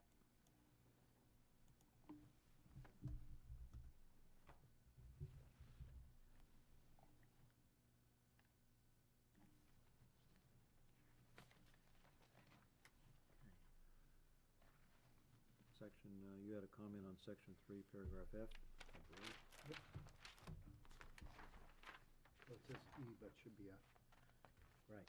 Sports organizations, Goffstown Junior Baseball's been using the facility for years, so now we're gonna start charging them?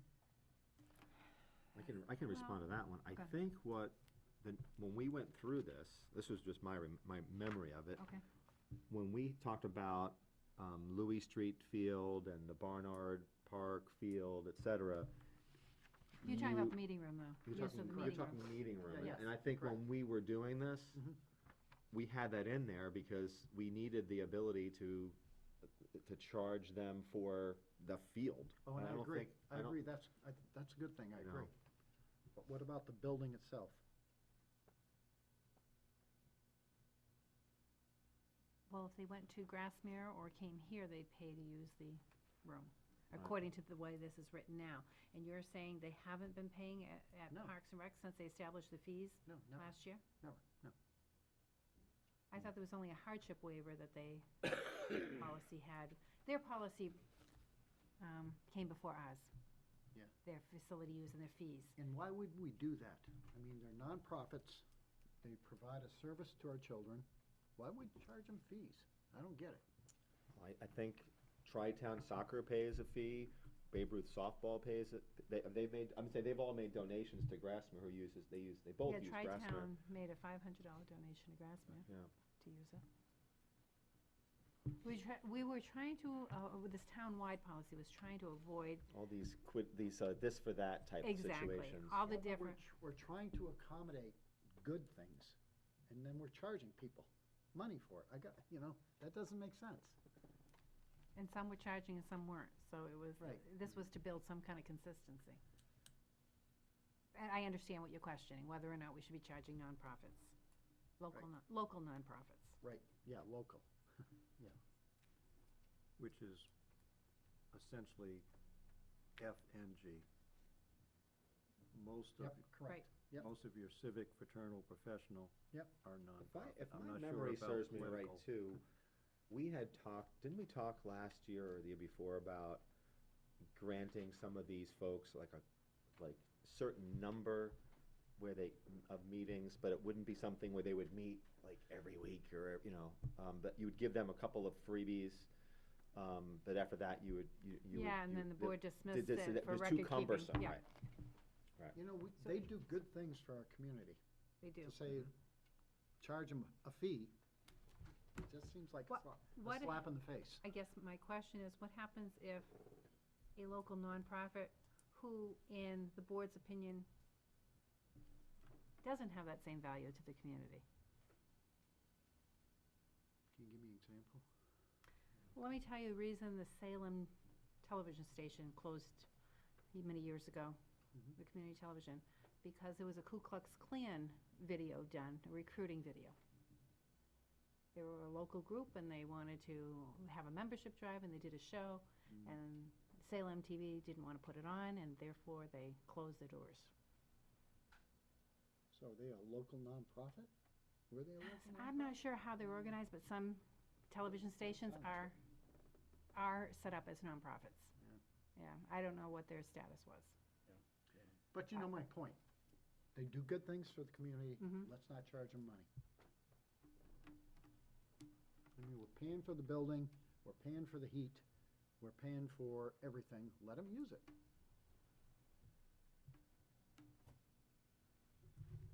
The fees in this case aren't overbearing. But he's right. I believe they're not paying now over at Parks Yeah, and Rec. they're not. yet others are. Right. That's a problem. Yes. Because we're doing it But inconsistently. for a nonprofit, Yeah. $50 a year is significant for them. I mean, when What, 3 registrations or Yeah. 4? Yeah. Goffstown Junior Baseball is struggling to get by, you know? Now we're gonna charge them for a place to meet in the middle of winter. And I know from a personal case, for a nonprofit to obtain certificate of insurance for one-time use of this conference room, the insurance firm wanted a $25 fee to issue that certificate. So it's a $25 fee to issue the certificate, plus 1 or 2 or 3 hours use of the room times that fee. And if this was to be a monthly meeting, that just compounds it. Well, wouldn't they just apply for a certificate for the year? In the I don't think case, it'd be $25. the case that I'm aware of, I've asked our finance, the finance committee's been asked to, when the policy is up for revision, that they include town hall type meeting spaces as part of a permanent certificate of insurance.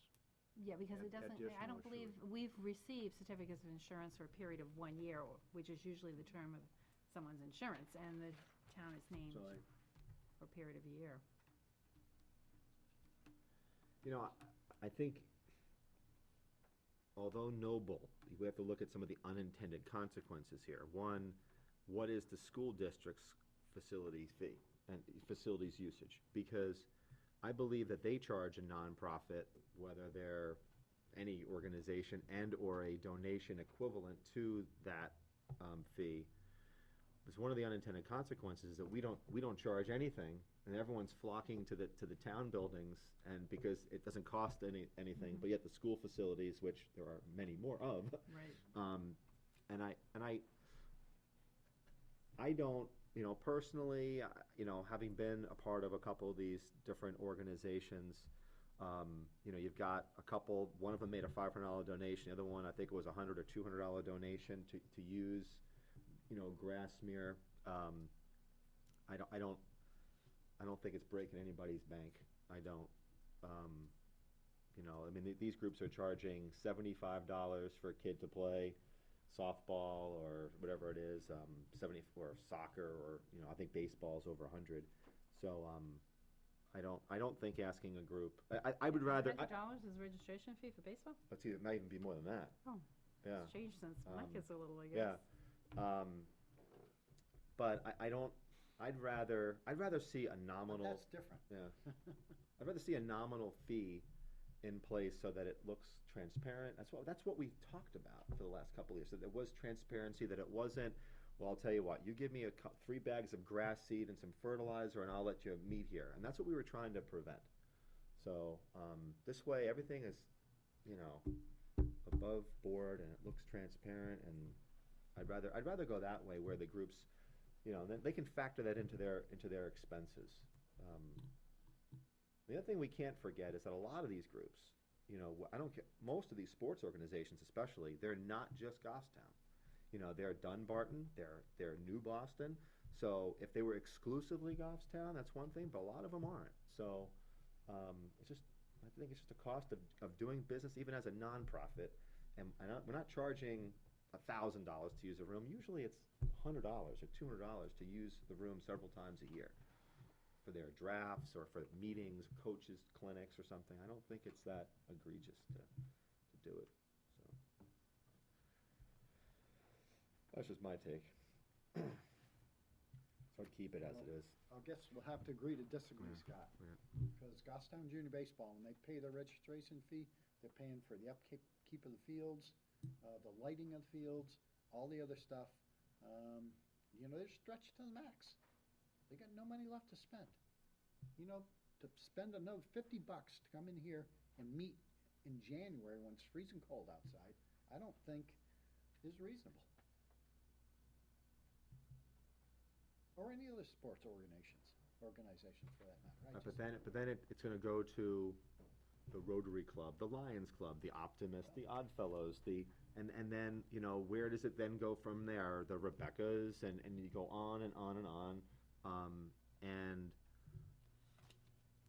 I think that's what the issue was that some people were, you know, when it's all for free, oh, I'm giving back X to the community, and don't get me wrong, I think all these organizations are wonderful. They all give scholarships, they all do noble things, but it was all, I think what we were trying to prevent a couple of years ago when this whole thing came out was the bartering that was kind of going back and forth, or you know, or the whole notion of, you know what, we're going to let them get first crack at this room because, you know, they give us more money or more of a donation, whereas it's kind of clear cut, you know. One thing, though, I did notice is we should have taken out on 4, when we did the revision, I should have taken out in-kind donations. Right. Because Right. we We got exempted rid of that, Grassmere yeah. from this policy. Right. And they're staying on their own policy until, There's several of those references which Collis has mentioned. and- in-kind donations? Yeah, I mean, Somewhere else, too? there's a few of them, yeah. Well, I'll to search. Grassmere, how do Yeah. they, I mean, why? Maybe I just don't understand, and Phil can probably educate me on it, but Like right here, I mean, you would Yeah. strike H, you know, Yeah. some of H, I'm seeing them now here. yeah.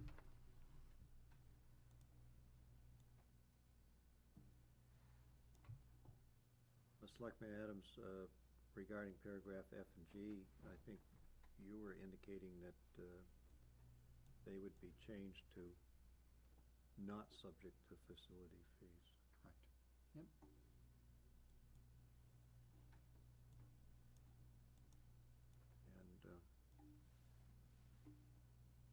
And so I don't hear the same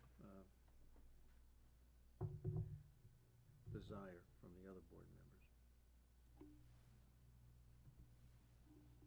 I believe a fee is a fee, right straight across the board, no favoritism, period. Would you address comment H, 3H?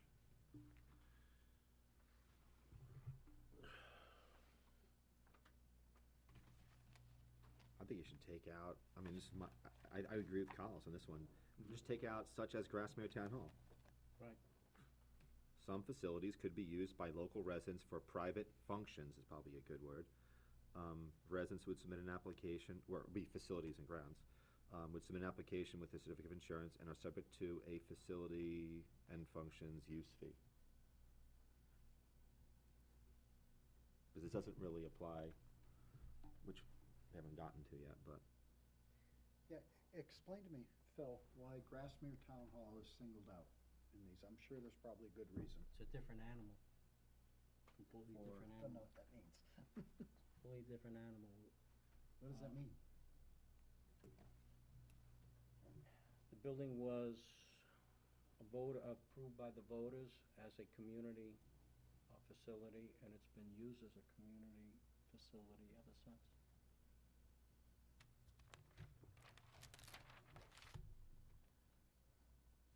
So how is that different from My, town my hall? take on it was to carve it out for now and revisit it. And that's, if you look back at the minutes from a month or two ago, there's a lot of discussion about it. I was in favor of carving out for now simply because there's a lot of unanswered questions. One, I mean, it is a historic building, and there's a lot of money, time, sweat, equity invested in the upstairs auditorium, the stenciling, we all know that. Yep. So it's not really like this building or the conference room at the fire station. We have to, I think we can all recognize that it has a uniqueness to it. And I think until we can get our arms around, what groups are gonna, and I say that, the downstairs, I think, is probably more closely resembles, say, this room, where I know a lot of different groups meet, but it's the upstairs which really kind of concerned me in terms of, are we just gonna let any group in here? 'Cause it's much more unique in terms of the damage that could be done, or, we just invested so much into it. When you get to that portion of the building, that's what's being looked at by the commission and the chairman of the HDC, is how that is gonna be utilized, how that's going to be regulated. There are some other facilities, one in Derry, that I had visited with Helen Scotland, Christ, I don't know, quite a while ago. And that at that time was done by directors. The directors set the fees, the directors set the policies and everything. The building was basically a self-sufficient building, and that's what's pretty much the intent has been. The building was operated, everything came under the umbrella of the Grange, because we had a separate Grange. You had the Grange up here that met here, and that was the junior Grange. So Goffstown is the only town that had two Granges with that. So they came under the umbrella. When they disbanded, that's some of the insurance changed for some of the other groups, like the Garden Club that used to meet there. All the ones that used to meet there all came under that umbrella of the Grange. So, I mean, there were weddings, weddings were there were meals that were up there on the third floor, that's why I'm saying it's a completely different animal. Well, the upstairs is Yeah, but very completely, I mean, I think, the when I third voted. floor was the yeah. dining hall. When I voted on this, I thought the complexity of the upstairs Mhm. warranted a temporary carve-out. The downstairs, you can treat that room almost similar to how you would, treat, this room, but the upstairs is just, I don't know, I think we have to figure out, I mean, some communities have taken a building like that and they've turned it over to a community theater where they've leased it Well, out, and that's what what I think happens is- HDC is trying to figure out. Yeah. What are they gonna do with this thing? And I think they needed a little bit of time before we started renting the thing out and Well, that's made it what- available. So it's because of historical Historical. context of it? How That's my it's been opinion. used, right, how it's been used over the past. I mean, that's a place that traditionally, there've been weddings, alcohol has been served there. I mean, Ray Tibbetts that lives next door, him and his wife were married there, and I asked him, I said, "Oh, did you guys have wine?" "No, but we had beer." So, I mean, That was prior to our ordinance then. I mean, the signs Okay. that were in the building said, Okay, "No good enough. smoking," Good enough. by ordinance of Board of Yep. Selectmen, no smoking. Yep. I'm satisfied. By the way, are we gonna Oh, get no, a I'm tour? sorry, do not throw cigarette butts on floor, it's a fire hazard. By the way, are we gonna get a tour of Yes, that? yes, you I are. mean, all of us, hopefully, Yeah, or- I'd love Yeah. to. Yeah.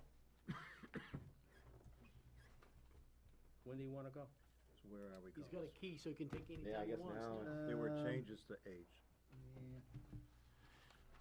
The other thing is, Sue, do you have the We talked changes to about paragraph H? Talked about. Yeah, I'm taking out donation wherever it appears, and it appears several times throughout. we're gonna think about maybe whether changing parties to either gatherings or functions, I put right? I would say functions, Functions, not a yeah. gathering, Okay. And then Because you could have a wedding party at one of the parks. We talked Right. about 5, Yeah, 6 I would agree with. 6. 6 is a no-brainer. just Yes. Wordsmithing. Yeah. It's a no-brainer. We accept his recommendations on paragraph 6. was that VD? And then D is just giving the department head the ability to waive the 30-day requirement. If somebody calls them on Friday and says, Yeah. hey, I need to I- use it on Saturday, I see that as Yeah. a good suggestion. Yeah, Okay. I'm good with that one too. Mark? Do you agree, Mark? Yes, sir. thank you. Then, Sue, please retype that. Almost done.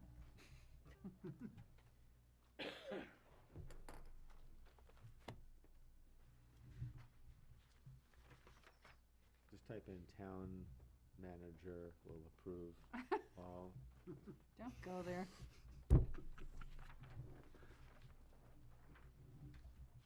It's when I want to see Phil's veins on his neck when I say that. Yeah. Yeah. Do you play the piano? No.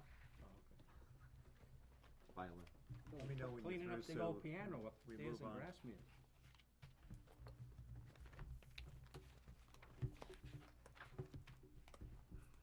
I'm good.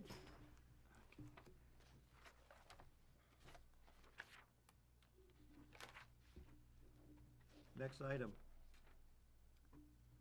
Well, any other old business by the board before we take up new business?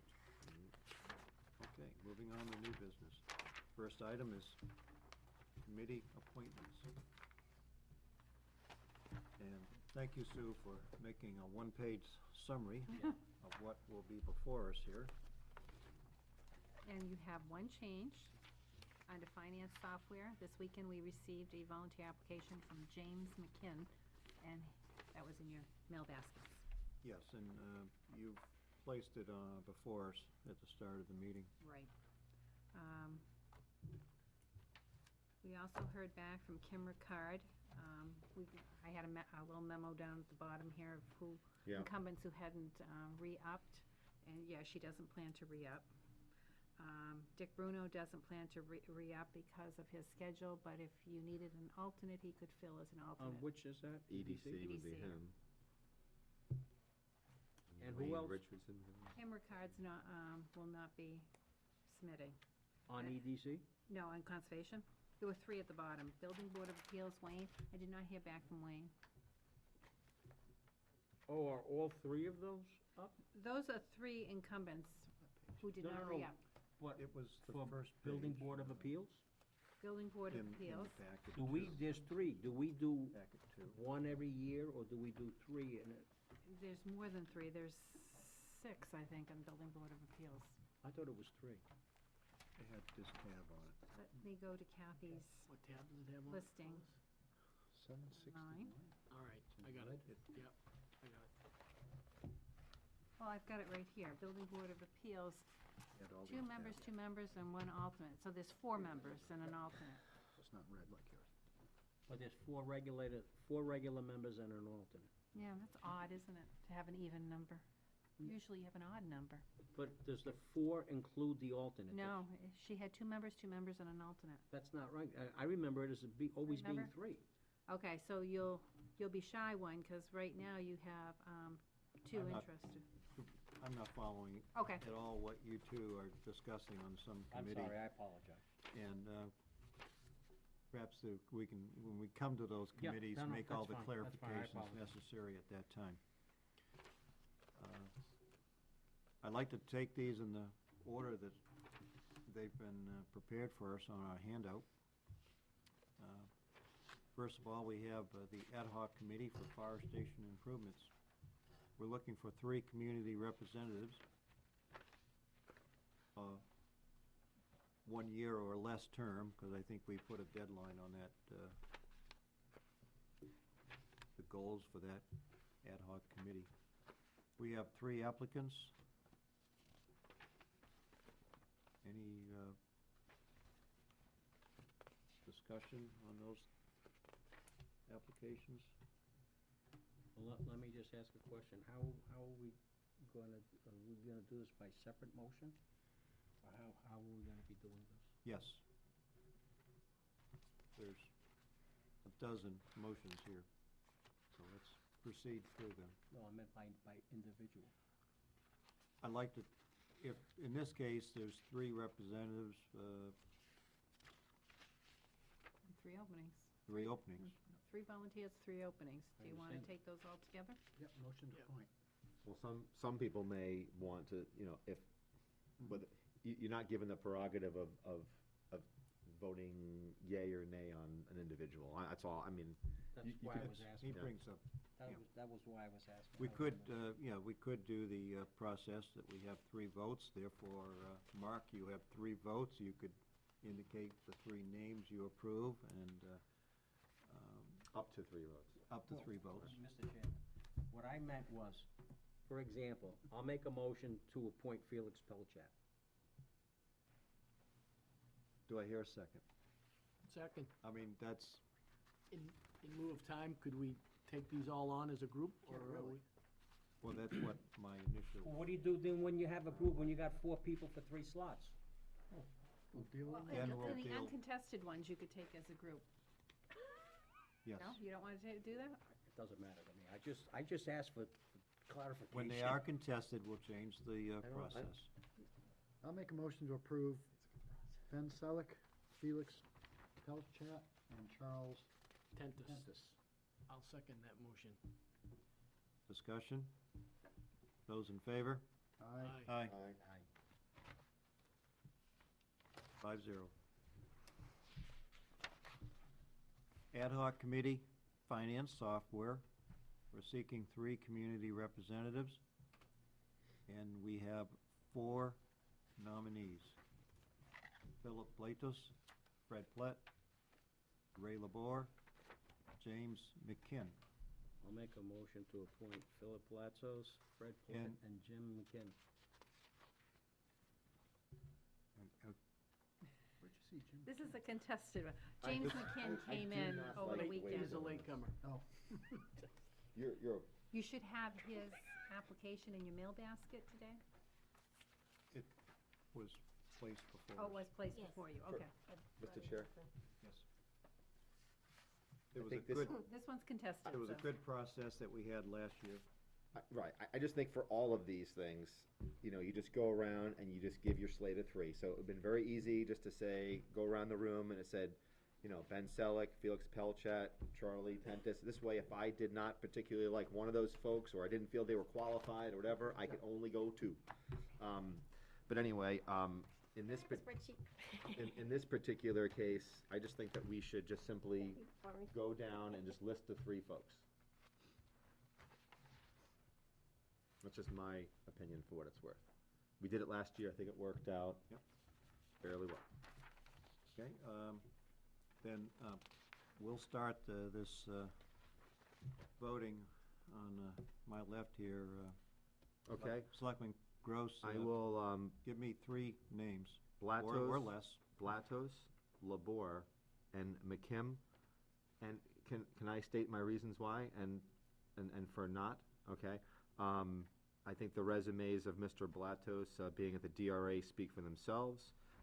I support Mr. Labor because he is the business manager for the SAU. He was involved in the selection of their current financial software vendor, which I was on that committee along with Dan Cloutier and others, and there were a lot of promises that were made by the vendor that was selected that never were fulfilled. I think we can learn a lot from those mistakes.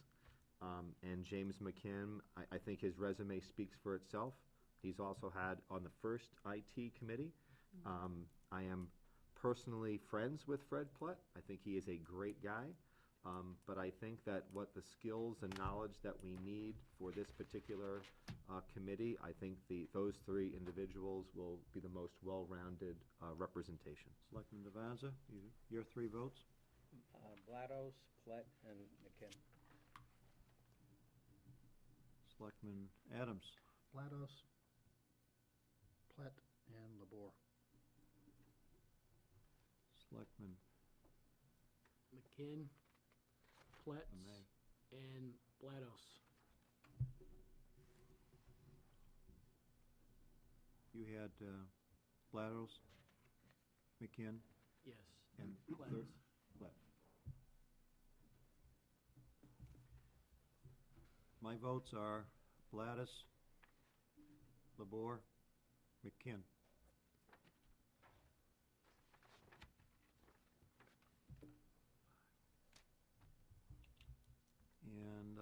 believe we have 5 votes for Blatos, 4 votes for McKinn.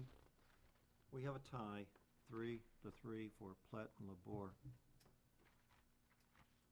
Flip a coin. So, we've, You wanna just have a discussion on the two, or? yes, I mean, I think both are highly qualified. I mean, I know them both, personally. They both can definitely do the job. I leaned towards Ray for the reason that he went through this process before. He's the school district's business manager who deals with financial software every single day. He knows the pitfalls of it and I can tell you that there were mistakes made in terms of when we picked the current schools vendor.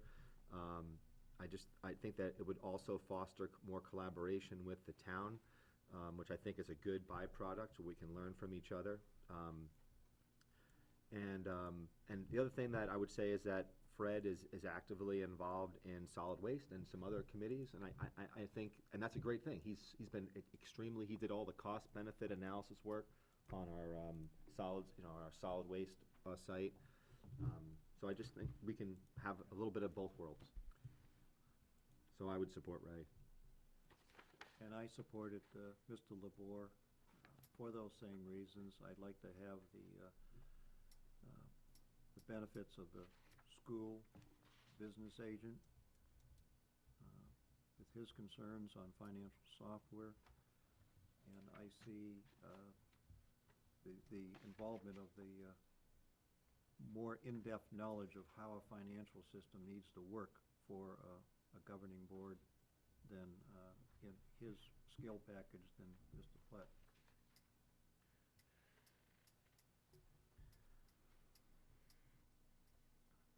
I'll make a motion that we nominate Ray Labor.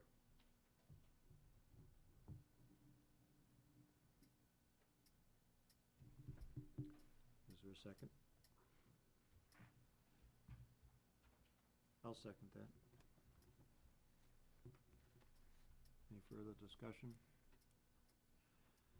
Call for the vote, please. In favor? Aye. Aye. Aye. That's 3. Against? Nay. 2 nays.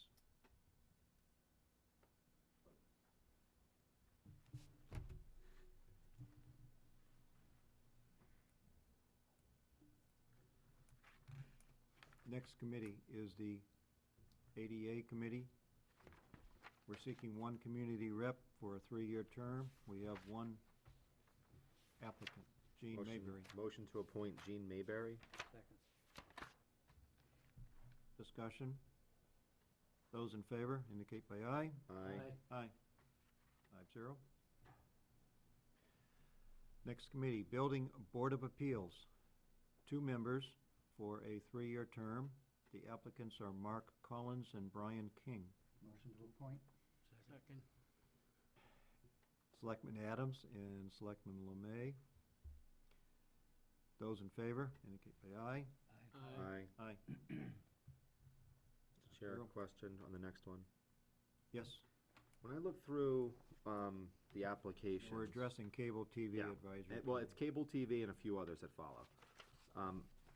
People were slotted in as alternate, but yet it didn't say on their form that that's what they wanted. Oh, these are not slotted in as alternates or anything. These are just the openings for names? all these, yeah. Okay, so I just Okay. wanted that to make that known, Yeah. that these are just the That was people not that intended That's what to, they applied for.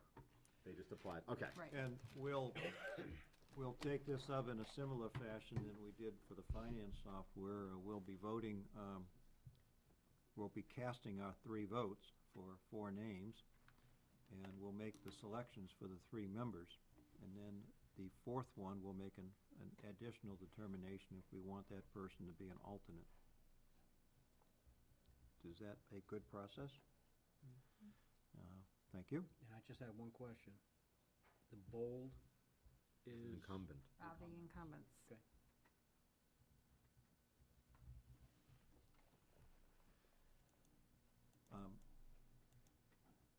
put a little variation on this one. Would Selectman Devanza, would you please lead the voting on this? Which one are we doing? Cable TV, Cody, Prakaza, and Parkhurst. Cody, Prakaska, and Parkhurst. Got it.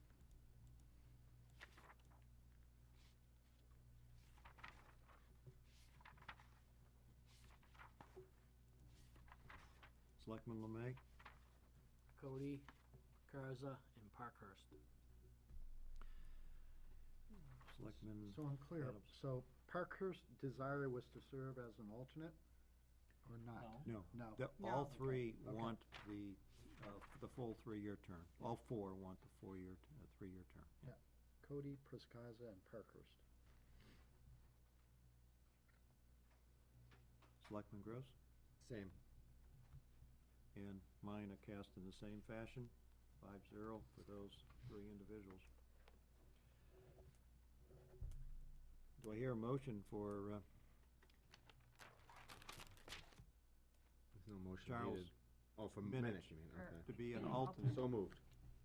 Second. Any discussion? Hearing none. Vote in favor, indicate by aye. Aye. Aye, 5-0.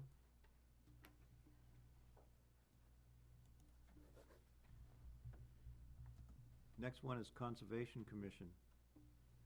We have 3 members, 3 vacancies for a 3-year term. We have 4 individuals. We'll make the same process there, and then we'll consider the one not filling the 3-year term as a possible, looks like a 2-year term. Yeah. A vacancy in a 2-year term.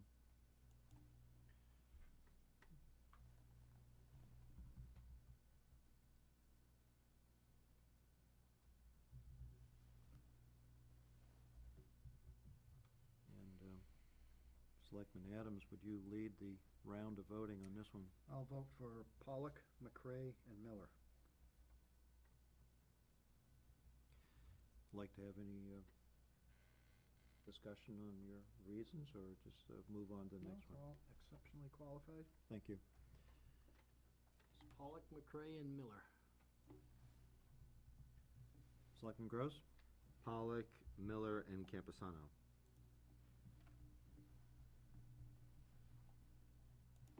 Selectman Devanza? McCray, Miller, Campusano.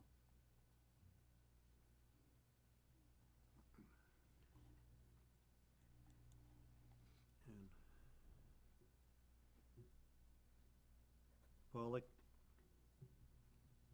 Miller, Campusano. So we have, are you keeping score too?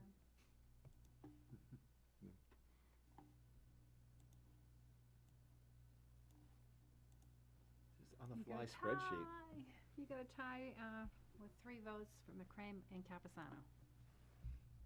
Then Mr. Pollock and Miller. It's a miss. Miss. I'm It's a miss, sorry, I Pollock, do. yeah. I just wrote down Evelyn Miller, excuse me. Evelyn Miller and Amy Pollock are members for the 3-year terms. We have a tie between Karen McRae and Nick Campusano. Do I hear a motion one way or the other? I'll make a motion for Nick Campusano. I'll second that. Any discussion on your reasons or support? Those in favor of Nick Campusano for the 3-year term, say aye. Aye. Aye. Aye. I'll make a motion. Opposed? I didn't quite hear that. Okay, 5-0. I'll make a motion for Karen McCray for the other position. And that would be for a 2-year term. It's not marked, that's why, I'm sorry, if It you is you marked. follow the years, it's just, yeah, correct.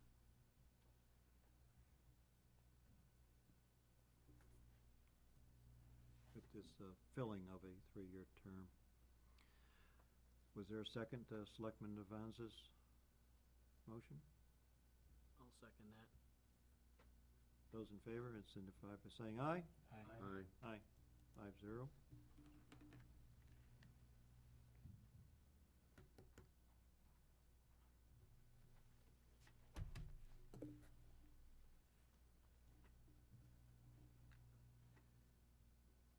Economic Development Committee. Motion to appoint Stephen Langley. Second. Discussion? Those in favor indicate by aye. Aye. Aye. Opposed? Mark, I didn't hear you, but it's 5-0. Highway Safety. We have one vacancy and 3 candidates. Move to nominate Ruth Gage. Can we just go around the room again on this one? Would it be easier? I just think it's, Mr. Chair, it's your call, but We've started that, so it's fair to continue. You all have one vote, and would you please announce your selection? Selectman Ruth Lemay? Gage. Selectman Adams? Nicholas Campuzano. I'll vote for Ray Tabor. Selectman Devanza? Ruth Gage. Selectman Gross? Ray Tabor. Okay. Mr. Campusano's out of the running, and now we have a tie vote between Ruth Gage and Ray Tabor. I'll make a motion to appoint Ruth Gage. I'll second that. Those in favor of Hold on. appointing, no, The discussion? then discussion, I'm sorry. Again, 2 very qualified people. Ruth has been on this committee, and she's extremely capable of doing it. Again, I am supporting Ray Tabor, simply because I'm going to be nominating Ruth for the next one, HDC. She just also got elected to the Budget Committee. I'm just trying to, I got 2 very qualified people, and I'm just looking to spread the wealth. So, and I think both of them would be a fine candidate. I'll add to that discussion, I know Mr. Tabor's interested in highway safety and his a long experience of being concerned in that area. I know Ruth Gage is also qualified on several other committees that I'd like to support her for, and being on the Budget Committee is a new experience for her, and it's going to be a time-consuming experience. I think she served on the budget committee in the past. Yes, but still, it is time-consuming. But there's also different times of the day, too, so it's not. up to the same hours.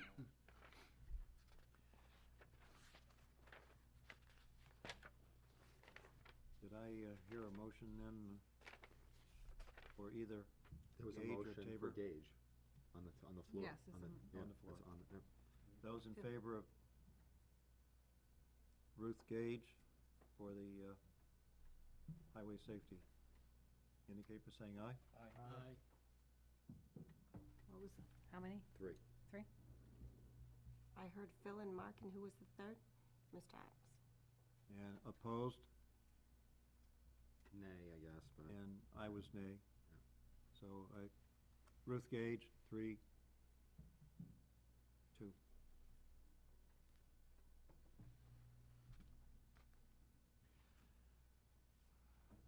Historic District Commission, 3 members for 3-year term, and we have 4 applicants. Elizabeth DeBrule, Lionel Cullen, Ruth Gage, Colleen Chartgress.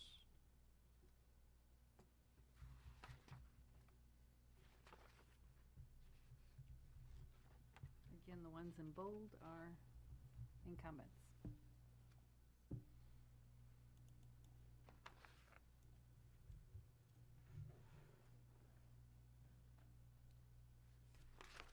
Selectman Gross, you have DeBrule, 3 votes. DeBrule, Cologne, and Gage. Selectman Devanza, DeBrule, Coulon, Gage. Selectman Adams, Coulon, Gage, and Charest. Selectman Lemay. DeWill, Coulon, and Charest.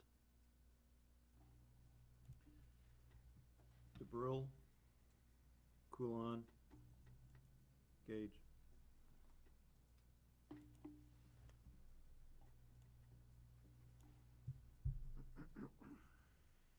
I believe we have a clear decision, We do. Okay, and so it's I'll- DeBrule, Coulon, Gage. I'll make a motion for Colleen Sheriff as an alternate. Second. Those in favor of her as an alternate, signify by saying aye. Aye. Aye. Aye. 5-0. Library trustees, no nominees, no Not at candidates. this time. For those who are watching, there were vacancies for 3 alternates to the library trustees. No applicants to this, at this point. Next, Tess Martz will be in to discuss the library trustees' policy regarding recommendations. Park and Rec Commission. 2 members for a 3-year term. And we have 5 applicants. Peter Hooker, Kevin Daigle, Steve Fournier, Colleen Charis, Brad Parkhurst.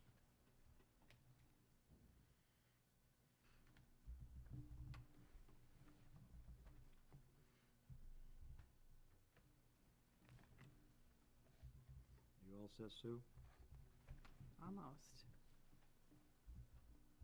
Continuing our method as before, Selectman Devanza, you have 2 votes for the 3-year term. Fournier and Parkhurst. I just Like- want to note that it's misspelled. Which one? the sheet. Parkhurst, it's. I assume it's the same person that I'm thinking. Yes, it's P-A-R, sorry. Okay.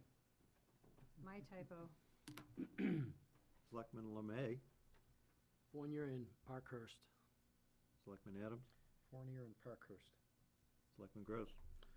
Fournier and Parkhurst. And I'll make that 5-0 for those 2 individuals.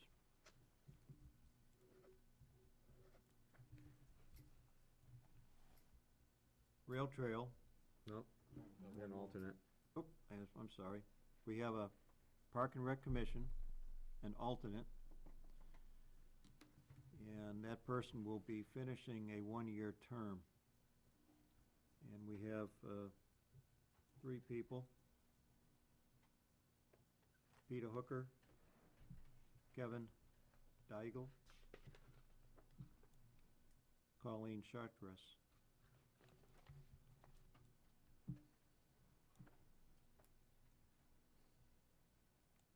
Who are we starting with now? I'll start Charest, how's that? Thank you. You're welcome. Anyone else? Charest. Selectman Devanza, Daigle. Selectman Gross. Charest.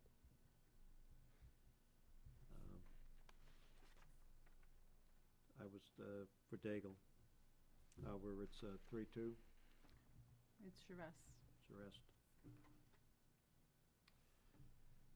Yes, she will be filling that alternate one. So that's 2 alternates she's on. Thank you.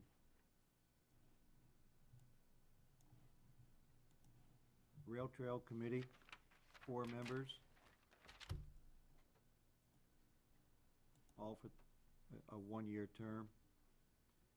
Denise Langley, Colleen Charist, Ray Tabor, Lowell Von Ruden, John Stafford. John Stafford? Yeah, it's his, Oh, He's on yes, there. okay, I'm looking at the wrong Yeah. one, sorry. Yes, that's, You all have 4 votes. Selectman Lemay, Langley, Von Ruden, Stafford, and Tabor. Selectman Adams, Langley, Tabor, Von Ruden, and Stafford. okay, you're ahead of me. Same people. Okay, It was the same as Yeah. Mark's. So. I vote the same way. Langley, Tabor, Von Ruden, Stafford. Devanza? Langley, Stafford, Stafford, Tabor, Von Ruden. And I'm the same. So they're all the same. Solid Waste Commission, seeking 4 members for a 3-year term. We have 5 applicants.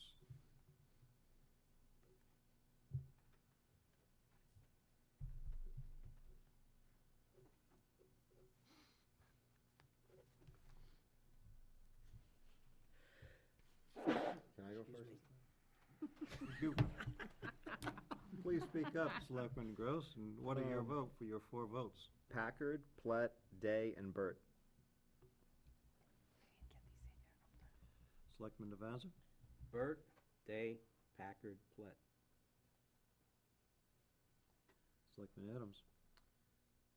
Day, Platt, Packard, and Olson. I vote for Day, Platt, Plackard, Olson. Selectman Lemay? Packard, Pletz, Day, and Burt.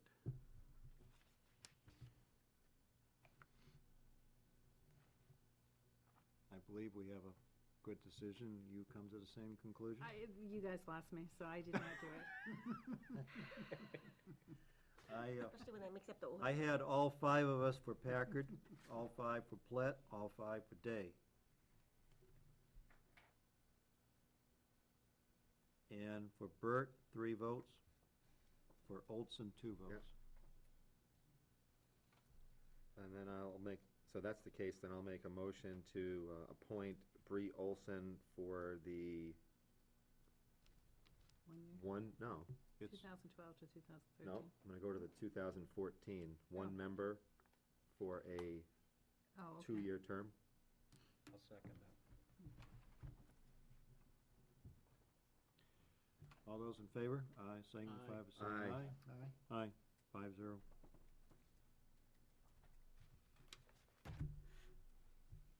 And we have Piscataquag River land, right? We have to do that one. Is that the one we have to do? Sue? This one here, the PO? yes. All right. You make a recommendation here, though, it's not Right. an appointment. Right. You're referring to the, Recommending to the DES. Right.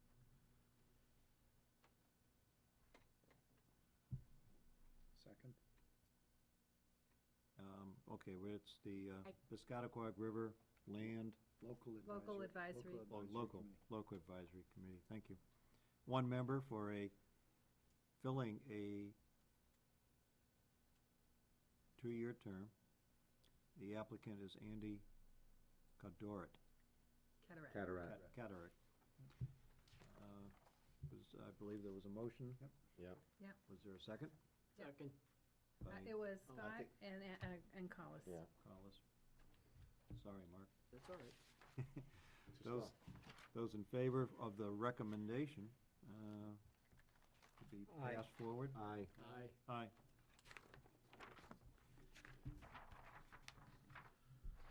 Any others? Sue? That's it for tonight. Unless you wanted to appoint Dick Bruno as an alternate to E EDC. I'm sorry, where are you? I would, and he can always decline it. Yep. So, Second. yeah. So I made a motion to appoint Dick Bruno as an alternate to EDC, and Phil seconded it.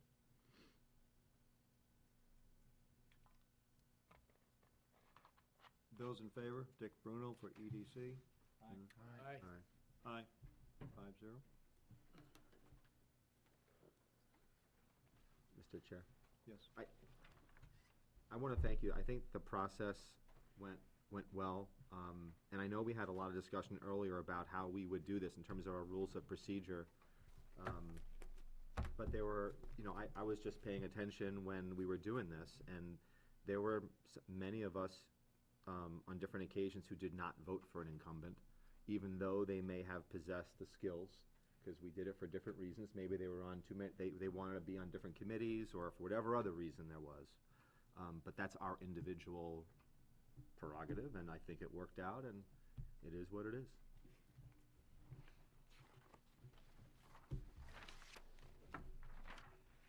Next item on the agenda, Can I just ask one question, though? please.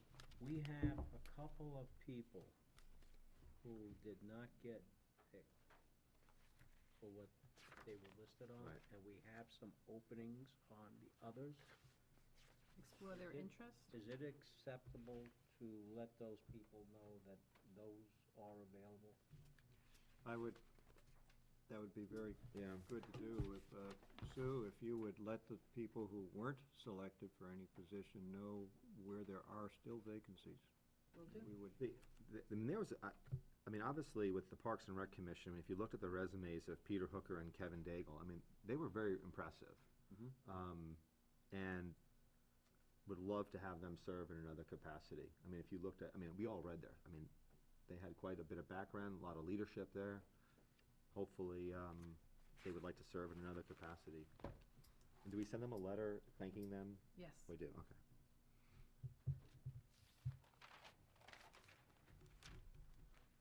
Thank them for the application and explore their interest in Right. serving on another committee and list the ones that we still Right, have list the openings. ones that have the opening.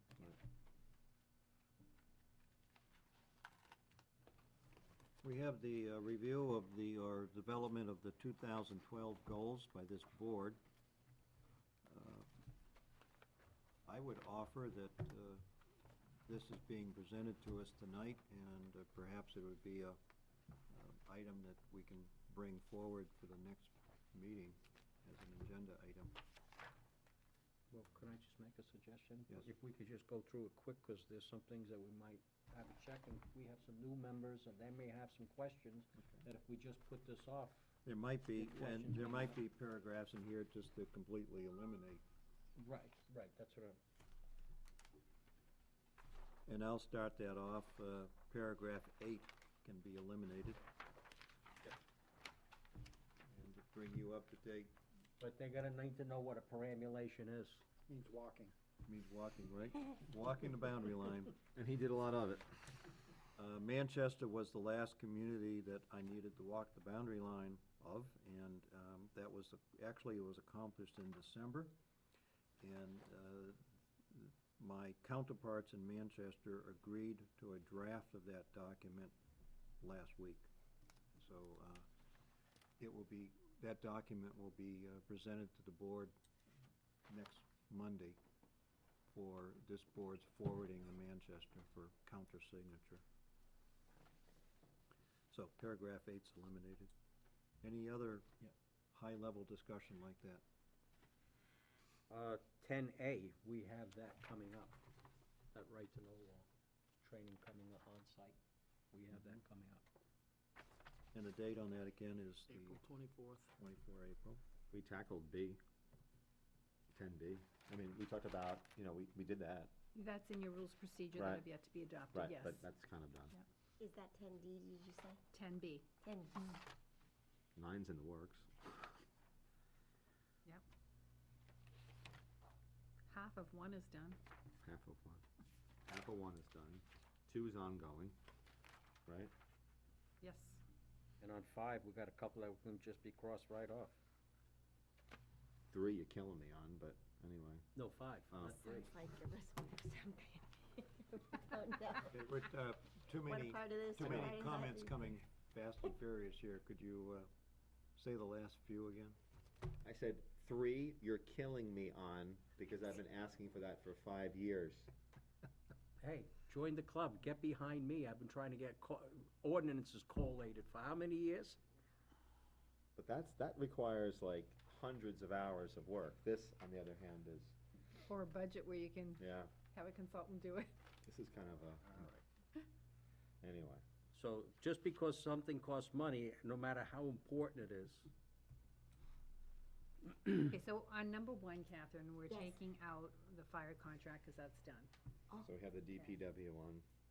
Number Teamsters. 2 is the human resources, that's ongoing. 3 is performance reviews for department heads, ongoing. 4, communications with the public, ongoing. Yeah, there's some that have been kind of tackled. I shouldn't say tackled, but it is ongoing, You- but yeah, we've you done, need to we've add made, some. we've made progress. Right. and- yeah, but we might just want to go through them and, Right. Mhm. you know. You wanna go through them tonight or next week? No, I mean, Okay. when we discuss. Next week. Yeah. We're just high level, what Sure. ones we He's a need to big further Kentucky fan. wordsmith. And, Okay, yeah. number 5, management of large projects, we can take off. Wallace Road, the green drainage. Not really, because the Pine Ridge is Pine still Ridge is there. still ongoing. Actually, we can rename that Pine Ridge drainage, Yeah. how's Right. that? Mast Road sewer will now become Mast Road drainage. Yep. Yeah. Yeah. Road program, what road program? No. The water hookups, that's for the most part complete, but we extended that, We so extended it, yeah. it's possible.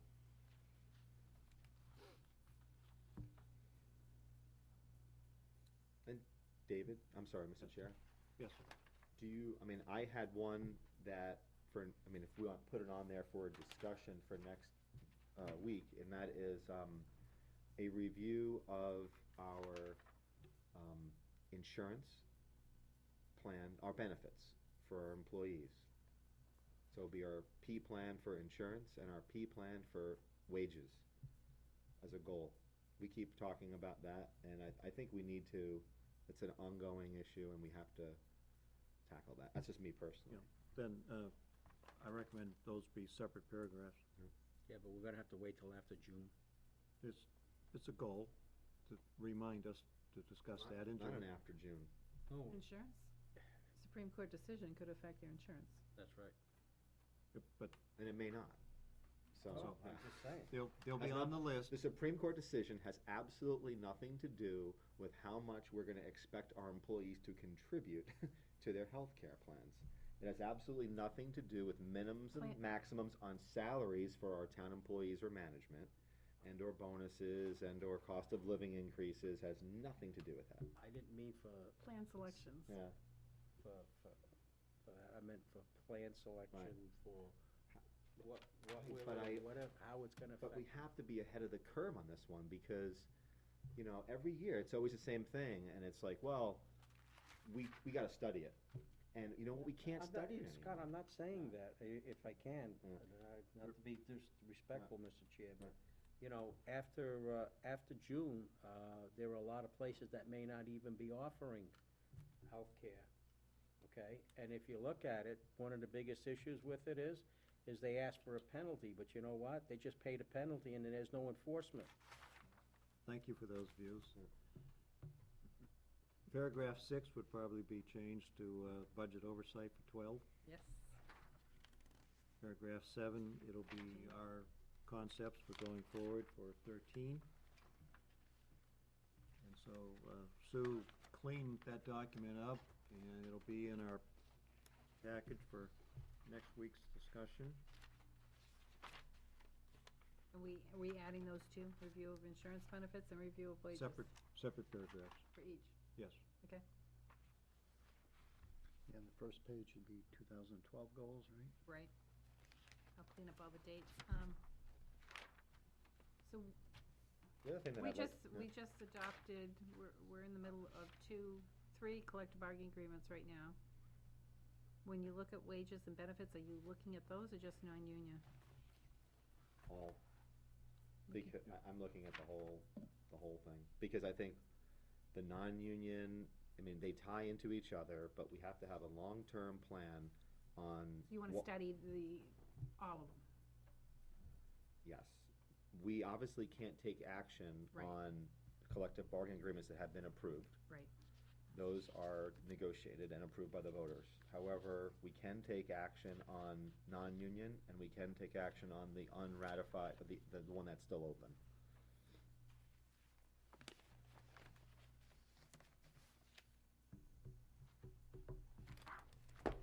The other thing I was gonna hope is that maybe when we talk about the goals, like, when are we going to tackle the goals and prioritize them and put in like a quarter in which we're gonna do it? So that if we think that we're going to do something with hypothetically,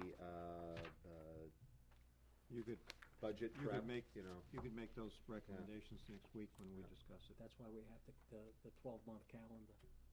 That's the 4-year calendar. The 4-year Yeah. calendar. 12-month calendar. Yeah.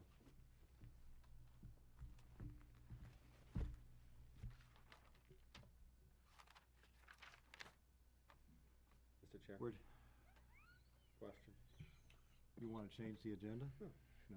What's your question? One of the things that Sue does is she gives us a summary of the board meeting, you know, and I have forwarded that the last 2 to 3 weeks to the budget committee members. It's a nice synopsis of what we've done, rather than me doing it.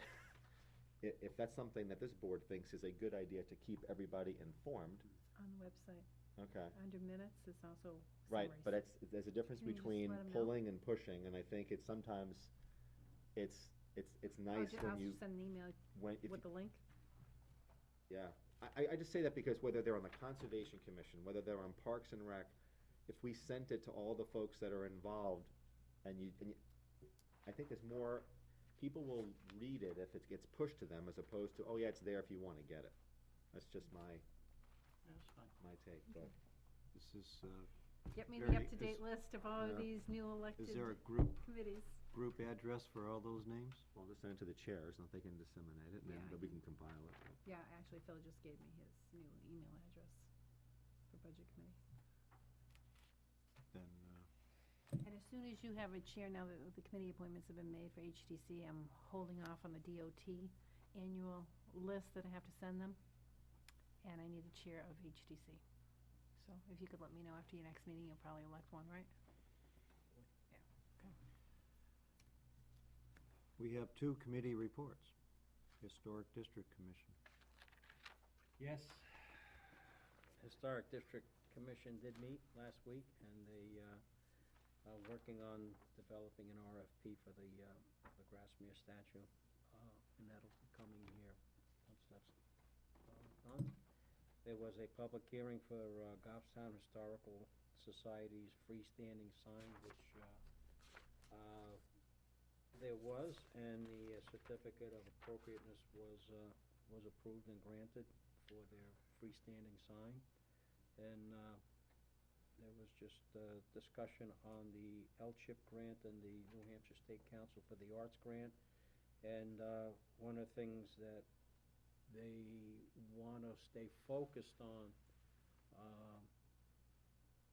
and this slows the project down a little bit because of these grants. The difficulty is if we start doing some other things that are beyond or outside of the scope, what they require now is a walkthrough at the end of the grant.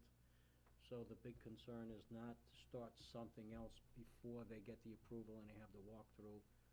We have to just focus on getting only the work done that's in that grant, so they come down and that's it. So, which was a little frustrating because we were trying to get this, hopefully sooner, but these are some of the things that are frustrating because you get slowed down and it's like there's no real reason to do it except for government slowing you down. One grant at a time, and you finish that project and move on. Well, we have 2 grants, and that's just the thing right now with it. And, you know, they're Overlapping. A lot of detail.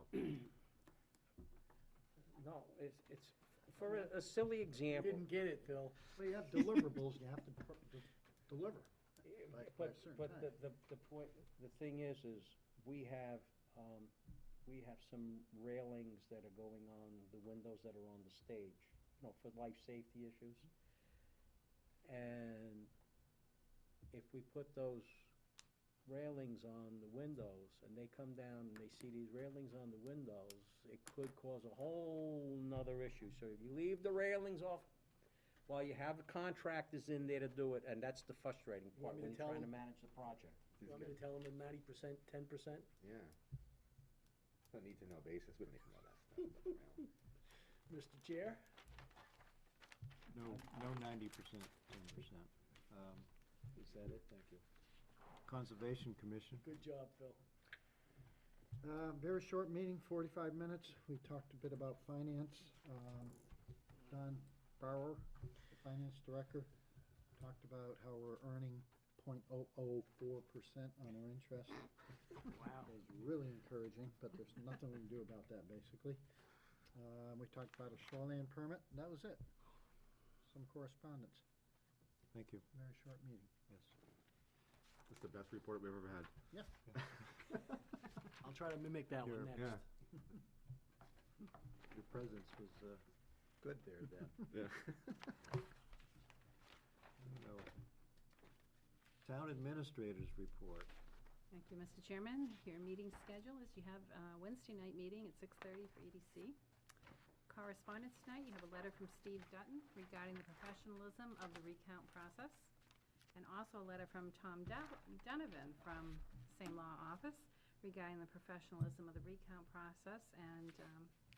I'd like That was to. nice to see.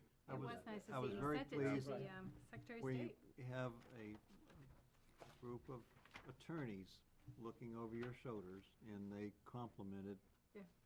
Kathy Kathy Ball did on an the excellent job, I procedure think. for the Right. reelection. And the whole recount committee, and if I can, I just think that, that letter from Steve Dutton, who served on the planning board, I mean, I just think that speaks very highly of the individual too, you know, Yes. going through that. So I don't know if you wanted to make that public as a, I mean, it's, Read the letter? yeah, I didn't know. I just thought, I can if the But it's board up to would the like me to. I mean, when do you ever hear lawyers saying you did everything right? So, do you have the letter from Mr. Dutton there? Yes, Yeah, it's right here. at 8A. Could if you care to read that for us, please. Dear Selectman Pierce, I write to extend my thanks to the Board of Selectmen, Moderator Rod Stark, and Town Clerk Kathy Ball for serving as a Board of Recount this past Sunday, as well as those who helped count and tally the votes. I certainly appreciate that everyone who contributed to the recount was taking time out of their weekend to do so. In particular, I want to commend Kathy Ball for the integral role she played in organizing and managing the recount. The entire process was conducted with the utmost professionalism and attention to detail, right through the deciding coin toss. Although I was disappointed with the result, I was very impressed by the process and the efforts of everyone involved. Sincerely, Stephen J. Dutton. And a copy of that was sent to the Secretary of State? No, the other one, from another attorney with that firm, McLean Law Firm, Thomas J. Donovan. His was copied to this, it appears, there was a separate letter to William Gardner. actually, I don't have a problem with reading Please. the others too. If you, I'll read the other one, which is to David Pierce, Chairman, Board of Selectmen. And Dear Selectman Pierce, I wish to thank you and your fellow selectmen for serving on March 25th, 2012 as the Board of Recount, together with Town Clerk Kathy Ball and Moderator Rod Stark. I have participated in several recounts at the Secretary of State's office, and this recount was handled as professionally as any I have seen. It was obvious to me that the most of the credit should go to your Town Clerk Kathy Ball for her excellent preparation and execution of the recount. I feel so strongly about it that I have sent a letter to New Hampshire Secretary of State William Gardner. I was impressed that so many people were willing to participate in the recount on a Sunday afternoon. Town officials treated the participants with respect, which made everything go more smoothly. I and others from McLean were there to support our co-worker Steve Dutton. Obviously, we were disappointed with the result, but we have no complaints about the process.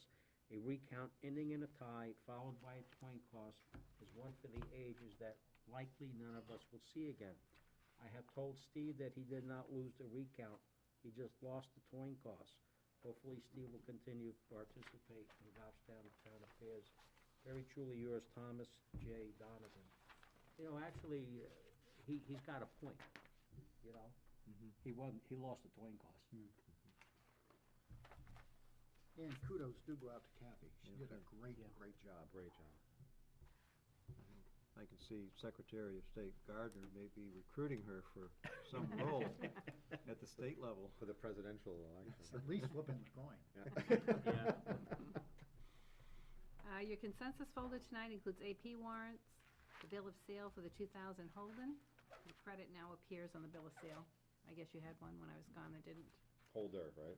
Holder, yeah. Firefighters collective bargaining agreement and sidebar agreement for your signature. Motion to approve. Second. Those in favor of the motion, signify by Aye. saying aye. Aye, 5-0, consensus folder. Thank you. Assessors' recommendations include a release of elderly and disabled tax deferral lien, map 6, lot 17B29. Motion to approve. Second. Do you want me to do all of them? Please, Or- read. Okay. Land use change releases, The map record all. 9, lot 60-5, 60-15, and 4-47. 2011 tax year abatement on map 32, lot 14. This is the correction. Elderly exemption, map 3, lot 37C2-101. Intent of timber cut, map 1, lot 19C. Intent to excavate for 2012, map 6, lot 11-1. Report of excavated material for 2011, map 6, lot 11-1. Motion to accept the assessors on the table, Yep. now that it's been read? Second. And Scott, you Devanza? seconded? Yes, yes. So Phil and Scott. Yep, Got it? Okay. Those in favor? Aye. Aye. Thank you. You have a RFP for data collection for 5 years, subject to funding at 8B. And Selectman Pierce called me today, and we decided just to change the language, let's see if I have it, on the first page regarding that funding. So instead of saying, under the conditions and understand town's budget passed at second session town meeting to be held in March of each year, we're just putting in, over a 5-year period contingent on the availability of funds each year. Yeah, Because you that's have to good. have an out clause. Right. So that's a change we made today and is before you tonight. We're hoping we get better pricing by doing a 5-year. Yeah, I do have a question though on it. Yes. Don't we have to do this on a yearly basis though? Renewal every year? No, every 5 years. Yeah, but can we contract for 5 years? Do we- No, you'd have a contract, Well, that's we what I'm- wouldn't go out for an RFP, though. You're doing one RFP, and you would contract on an annual basis, you'd sign the contract. But it would be the same company, we wouldn't go out Well, each that's year. what I meant, so is that clear in here? That this is, I think so. well, We're the looking reason why I'm for 5 saying years, is but we're- I understand that change. But doesn't this have to?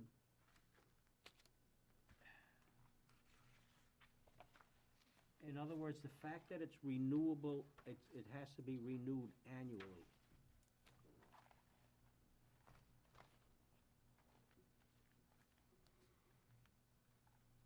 And what we're gonna say is that it's renewed annually subject to funding, You can do that. right? So nobody thinks that we're binding the town So for 5 years. annual contracts, I'll add annual contracts contingent on availability of funds each year. Right. Okay. Motion to approve the RFP. Second. Those in favor? Aye. Aye. Aye. 5-0. Thank you. Out-of-state travel. Chief O'Brien requests board approval for out-of-state travel to the International Association of Fire Chiefs Annual Conference in Colorado, August 1st through 4th. Chief outlines the benefits of attending in his enclosed memo, and the estimated cost is $1,905. Also, Chief Sullivan, you have a request Yes, I do. for out-of-state? Hoping to have something concrete today. Our CALIA conference is coming up. We have our on-site scheduled next week. We'll have a public hearing. What's that conference, Chief? CALIA, What's that? Commission on Accreditation for Law Enforcement Agencies. Thank you. We've been part of this for 60-plus years now. The on-site will be coming up next week, and after that, we hope to be reaccredited. And the conference is in Scottsdale, Arizona, between July 18th and 21st. So we'd have to travel on the 17th. The conference starts at 7 o'clock in the morning and gets done late night on the 21st after the award ceremony. So I've got rough figures at about $5,000, a little over that, for 3 people to attend. Myself and my accreditation manager, my assistant accreditation manager. you budget that? in Yes, your we travel? have, that's all in my budget. Well, then I'd make a motion to approve both travel requests. Second. Okay, the motion is to approve both the out-of-state travels for Chief O'Brien and Chief Sullivan. Those in favor? Aye. Aye. I also have one overnight request, from the 23rd to the 25th. It's the NEPAC conference where it's local training for New England area accreditation. April? May 23rd to the 25th. The thing with this is likely, I want two people to go, again, my accreditation manager, my assistant accreditation manager. One of them is a teacher there, and if they have enough rooms, she automatically gets one for free. So that may even reduce the cost further, but it's approximately $450. So with her going, it'd be probably half of that, if in fact there's an open room. So again, that was in your budget? Yes, that was also in my budget. Okay.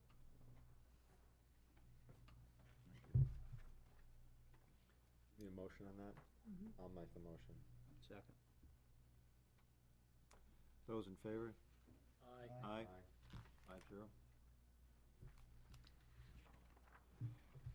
My last item for public session is that the Postal Service will be proceeding with their survey regarding the zip code, and it will be mailed out around April 4th. Chairman Pearson and I reviewed the survey and made a couple suggestions. Every mailbox with the Manchester, New Hampshire 03102 address in Goffstown will receive a survey. The survey should be completed and returned in the enclosed USPS envelope, because the envelope is the control, so it's one survey per envelope. And it needs to be postmarked no later than April 18th, so it's a very short window for people to respond. If the results favor a change, then the change will be effective July 1st. Any action from this board that's needed? No, or- it's just an FYI for you, and I just wanted to get it out to the public, another way of getting it out to them, to be watching for it in their mailboxes. The question that I ask is, does this, we've used reader board signs in the past. Do we want to consider some sort of, whether posting on the internet or using the reader boards in Bernardville to say, don't forget to complete your zip code? I don't know. I just, we just want to let the letter speak for itself, and let them, so that we're not contaminating the process at all. Where are you gonna put the reader board? They're already there. I mean, they're already in Bernardville already for the That's drainage. good use of the reading But- board, for sure. I just don't know if that's interfering in it. I don't know. I don't know, some people might think that it is. If the reader board simply said the zip code surveys need to be returned, Return this your date, I don't think we're taking a posters position by on it. April just 18th. return your survey by Yeah. 18th of That's not a yay or a nay, it's April. just It's a, not, And they're already positioned there for the drainage. it's reminding them to vote. I think it's a good idea myself. Yep, me too. okay,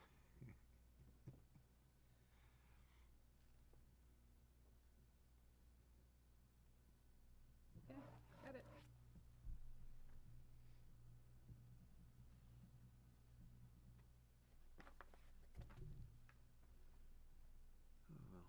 We're down to non-public, possibility of a non-public Well- needed. You don't need a non-public.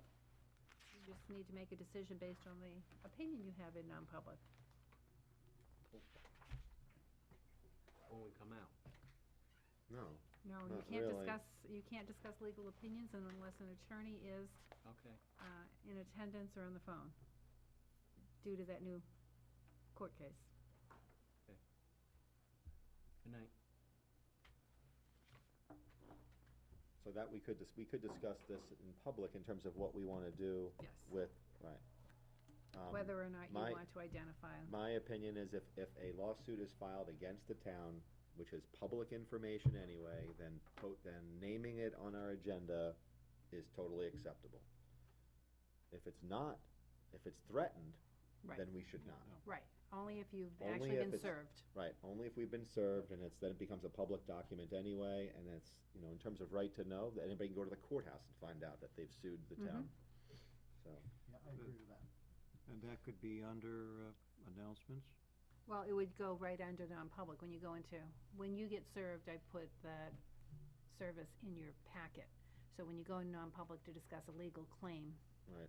you could Well, put the name of it. It would just say, The Tom status that a Jones suit versus- is in existence, in the court system can be announced anytime during the course of the session, followed by the words that, at various times, this board will go into non-public to discuss that I think all it's doing is it's just being, I guess, more transparent on our agenda to say that we are going into non-public session on a legal matter to discuss, Jones versus the town of Goffstown.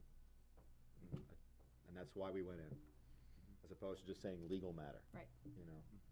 Yeah, we're letting people know. I Yeah. think that's the right thing to do. Exactly. And, You wanna vote on that, or? Yep, I would like to I'll vote make a on that. motion that, in future agendas, anytime that litigation has been, or has Filed. been commenced, and/or filed, that, we will then list the parties on our agendas. Yeah, identify, yep.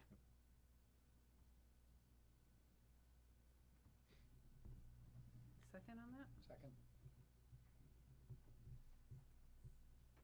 those in favor? Aye. Aye. 5-0. Okay. There's no need for a non-public this evening. Motion to adjourn? Second? Those wishing to adjourn signify by saying aye. Aye. Aye. Aye. David, Unbelievable. I didn't think you'd get out of he's waving at us. night This in. guy here, it's